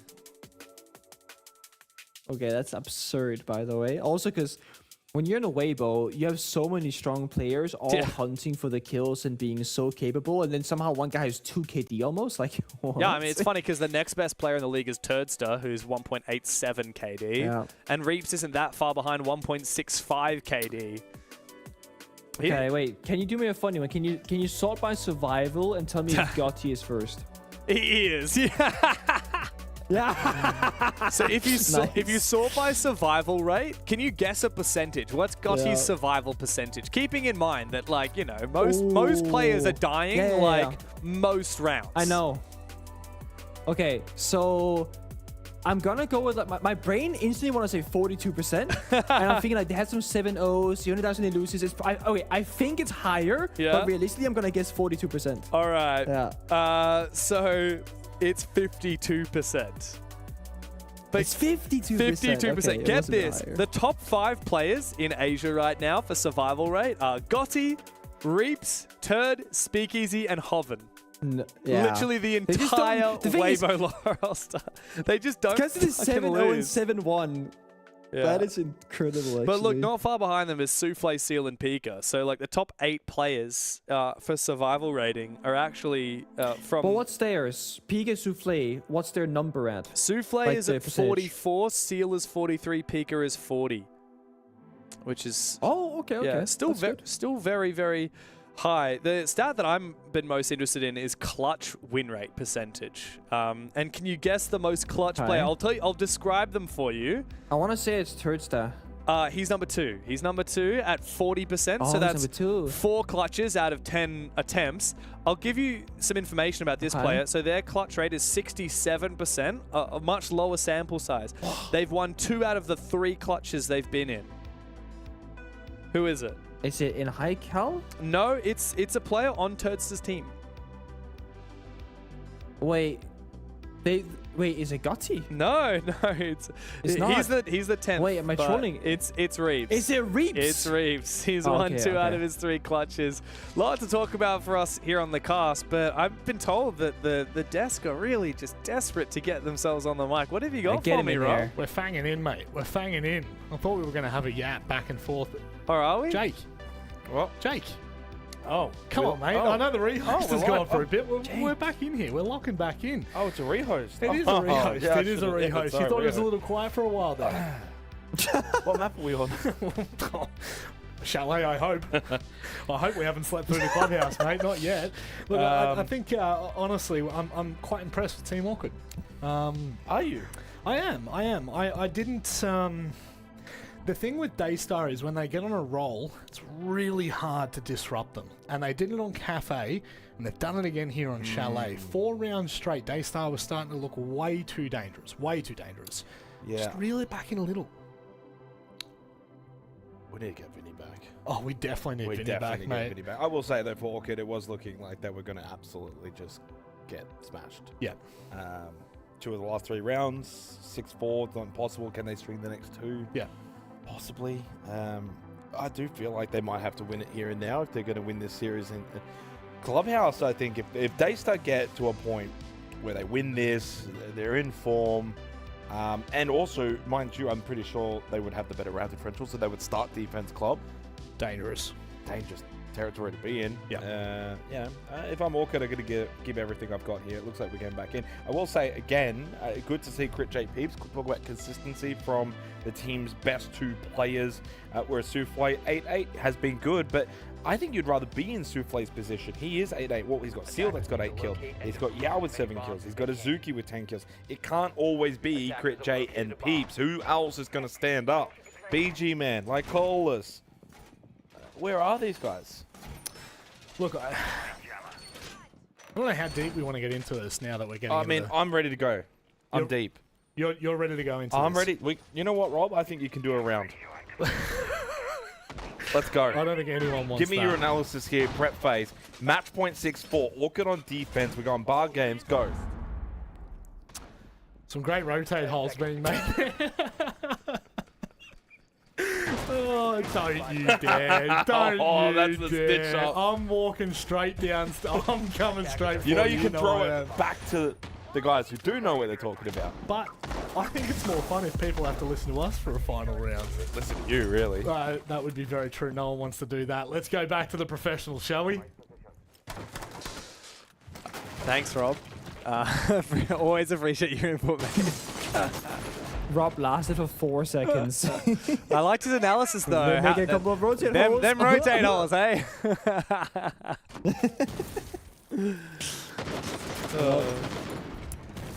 Well, we'll leave them on the couch for now. We'll check out the check-in with them later. All right, so we're finally through that tech pause. What have we got here? Daystar, we know that they're pretty damn good on attack. Orchid have just kept their heads above the water, though. Yeah, they've been fighting back. They've been doing a good job, honestly, for Orchid. I know it was a struggle on Cafe 8-7 victory, but here in Chalet, despite being down in numbers and down on the round scores, they are never giving up, never count them out. And speaking of that, Crit J, the hero once again, taking down Yao from the Blackbeard. That's going to be a huge pick in this one. It's going to slow down the attack quite a bit and just give them less options to work with later on. Yeah, we really... Of course, that's going to be... You go, James. I was going to say, we've really sung Yao's praises. Losing the Blackbeard is expensive start. Very expensive. His glass was bent away as well. I mean, it's a lot of target Bro's been towards counted. him individually. Yep. Tyrion playing operators like your Fenrir, your Ella, that makes the shield life a little bit harder. A little one tap through the barricade of the wall. I'm not entirely certain right there, but Crit J gets as surprised as I am. And now he's fighting the player on the window where Pal also worried about the staircase. Oh, come on, Crit J. Is he allowed to get away with anything here? He's being hunted down by 3+ players as he tries to sneak back towards Piano. I don't know how he's managed to double back here. They're aware of his position thanks to the Solid Snake from Seal. He goes for a jog outside and gets swung on by Seal. Eventually traded back, but at what cost? Look at that clock, Pengu. Daystar did not have a lot of time left. They do not. And again, with the Blackbeard going down, they can't just speed it up magically and just start taking all that control. So step by step and actually using the Solid Snake scanner and finding, okay, is there a player blue stairs? Is there a guy mezzanine? Okay, let's push together, guys. 3, 2, 1. But there's no more line charges. So it's going to be flashbang, jumping in, push together. They just got to win their fights. That's a good flash. A good entry from Seal as well with the FAMAS. 4v3. BG Man cornered all the way back at Library, but they know exactly where he is. Another kill comes through for Seal with that F2. 4v2. Now for Daystar as they finally have a chance to put Chalet to bed, but Peeps has been the clutch god for Orchid. He's found one, looking for a second. How has he just stolen that? Peeps finds 3 kills. It's another clutch for Team Orchid. How does he keep getting away with it? What do you mean he hits that? He just one-tapped it to flick off the angle. I don't even think he saw the guy. He was at a pixel on the chest. He's just walking in the door. The C4 gets ripped after, and they actually don't stick to plan, so they win the round on time, not even by getting the kill. I'm telling you, there's always a fight left in Orchid. Never count them out. Yeah, look, if Peeps keeps playing like that, then maybe there is a world where Orchid win this game. You know, it's settled in for me that Orchid won Cafe, where I really didn't think they would win. But the reality hitting of Orchid winning the series, even in a potential 2-0, that still seems like far too big of a pill to swallow. Daystar are in peak form, Pengu. We kept talking about it. This is potentially the best Daystar we've seen. Yao, we've been seeing his praises. They finally seem like they have the 5 players they need. Orchid, on the other hand, it's been a spot of bother for them. We were so disappointed when Daystar dismissed Orchid in the group stage. We thought that was going to be a real contest. We thought that Orchid were maybe just in this rebuilding phase. But today they played some of the best Siege we've seen out of them. Yeah. Look, if they push overtime, that is for certain. Anything's possible. I think they might just have it if they go into OT. I mean, the whole thing about Daystar, since they started, you know, playing better and better on Cafe, is also like their own confidence and how they're sharp on the server. You know, P getting kills, Soufflé getting kills, getting to double-digit territory. Orchid's been the one kind of stealing the show for a majority of this, I would argue, which has been the upset story. Especially when it comes to individual heroism. I mean, Peeps has had so many clutches, and if you count that last one where it was a 2v4, he found 3 of the kills, and his teammate essentially forced the final player to give up by getting off that defuse. That would be a 4th clutch for Peeps. Here comes a close range fight, but well played from Daystar. So well baited by Yao and the Blackbeard. And Peeps, the clutch king himself, has been taken out early from Orchid. Daystar have an advantage. Though they have lost one of their shield players in Pika, they still have that Blackbeard alive and well. I like that they double down. You know, if Yao dies early, it makes the whole push that much more challenging. We saw that in the previous rounds. They did 2 shields. P can go overly aggressive, overly zealous, and if he dies, Yao is there, and vice versa. So they have a second way to win the round in the exact same fashion. Double down with the Grim, the Capital. They got strong bits of utility. They got a bit of hard destruction left still being used right now for the office wall. There's a free-play C4 just waiting for them. Only one Tin-Can Oh, opener this for is the most bomb main. side, however. That's a bit of a risk here from Daystar. No Thermite. They're not going to have a lot of hard destruction here. They're going to have to go big on the back of Yao and the Blackbeard. Slowed down by the Banshees from Malusi, but the Grim does buy them a bit of space. As Yao starts to make his way forward, he's clearing, face-checking everything. The Mute Jammers have made droning a headache. Thankfully, the Blackbeard can alleviate. However, here comes that Nitro Cell pre-placed. Does Lycolas have the info? As Seal starts to make his way forward, the Nitro Cell blind, and Seal finds the kill. Lycolas gets punished. And now Lycolas going for his flank. It's just him and BG Man left. A 2v4 again for Orchid. They've been here before. Just send the bomb site. They know the one guy is roaming. Just take that fight to him. Actually, Lycolas returns, but yeah, shut down immediately. On the vert. BG Man's got to be careful. Cut off from the vert again. Takes a bit of damage. Does he know where that plant is going down? Doesn't matter because Daystar cannot be fooled twice. They push us to a third map and Clubhouse is required to settle this lower bracket final.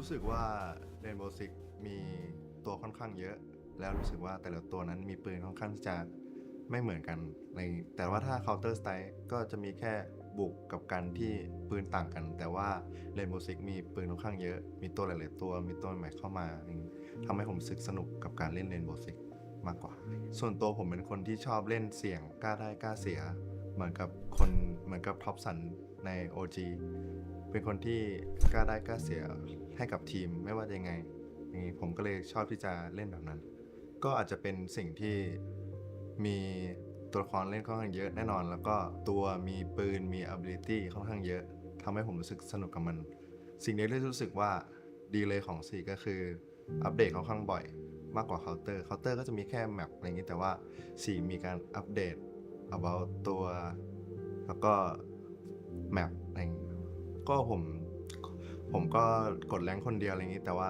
ตอนนั้นก็มีกดกับเพื่อนด้วยแล้วทีนี้รู้สึกว่าตอนนั้นรู้สึกว่าเล่นดีมากแล้วมีกดไปเรื่อยๆจนมีคนน่าจะมีคนเห็นผมจำชื่อไม่ได้แล้วแต่ว่าเขาเห็นผมเล่นดีอะไรอย่างนี้เขาเลยชวนเข้าทีมก็ถ้าเป็นแรงนะครับก็รู้สึกว่าคนที่เล่นแรงนั้นเขาก็ไม่ค่อยมีความสามัคคีคอยจะทุกคนก็เล่นตามใจของตัวเองอะไรอย่างนี้แต่ถ้าเป็นการแข่งขันทุกคนจริงจังทุกคนซีเรียสทุกคนเล่นแบบจริงจังมีระบบมีแบบแผนต่างจากการเล่นแรงที่ทุกคนเล่นตามใจชิวๆเล่นไม่ซีเรียสอะไรอย่างนี้ก็ถ้ามีทีมที่เก่งๆมีทีมที่จริงจังอะไรอย่างนี้ก็จะเป็นสิ่งที่ดีสำหรับผมเพราะว่าถ้าทีมไม่จริงจังอะไรอย่างนี้ก็การแข่งขันก็เป็นค่อนข้างที่จะไม่ราบรื่นก็ถ้าจะมีความสัมพันธ์ที่ดีให้กับทีมนั้นผมคิดว่าจะต้องให้เวลากับมันให้เวลากับการแข่งขันให้เวลากับการทำสแตทให้เวลาการทำทีมอยู่กับมันอะไรอย่างนี้แล้วก็อยู่ด้วยกันกับทีมมีอะไรต้องพูดเพื่อที่จะเก่งขึ้นจนเป็นแชมป์ได้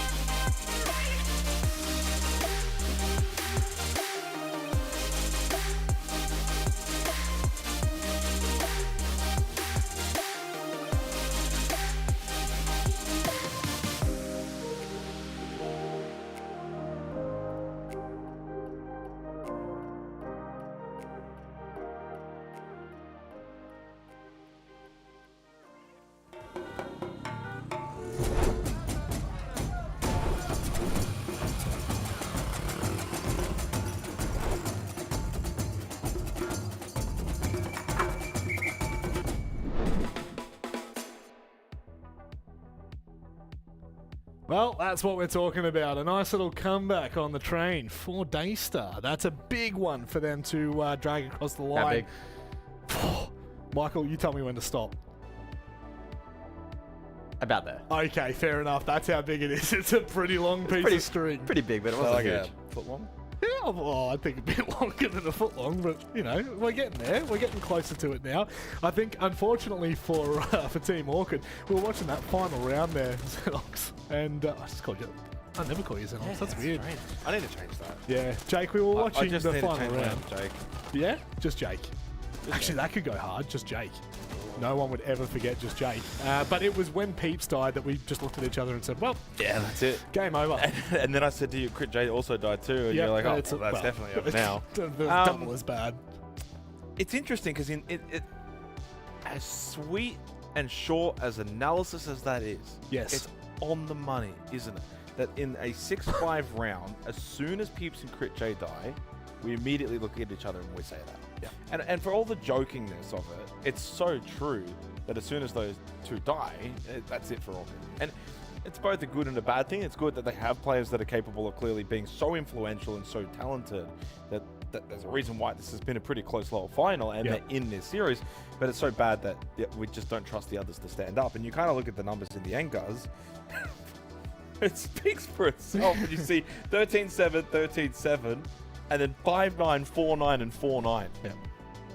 And that's not without even finishing the entire map either. Our stats got cut that off. is. Oh, it Or is? Oh, no, technically it's maybe catching up. not the last round. Yeah, it's catching up somewhat. But it still goes to show there's a whole lot of green with 3 reds. It's not a great look. But I think, guys, moving into the third map, this was the unfortunate part of our analysis that we were talking about on the desk prior to map 2. Clubhouse, probably not the greatest look for Team Orchid here. Yeah, we don't have a ton of data for them on this map specifically, and I think tapping into the point that you're making, that if they're not playing as a well-rounded 5-man roster, Clubhouse can be very, very difficult because it's the style of map where having 1 or even 2 pop-off players is pretty rare, especially on the attacking side where you need everybody pitching in and having an impact in the round. So yeah, I don't have the greatest of confidence in them. I mean, Team Orchid did take down Soul's Heart 7-3. That's confident. Daystar haven't touched it in over a month. So I certainly don't want to sound like Daystar are absolute, like, otherworldly favorites. Sure. I think if I had to give it like a split, probably looking in the realm of like a 70-30 with Daystar having a firm grip on this final map. But it's not maybe as definitive as maybe I was making it sound like it was a absolute shoo-in before. But yeah, Orchid now trailing. Yep. And we need to see all 5 members having inform.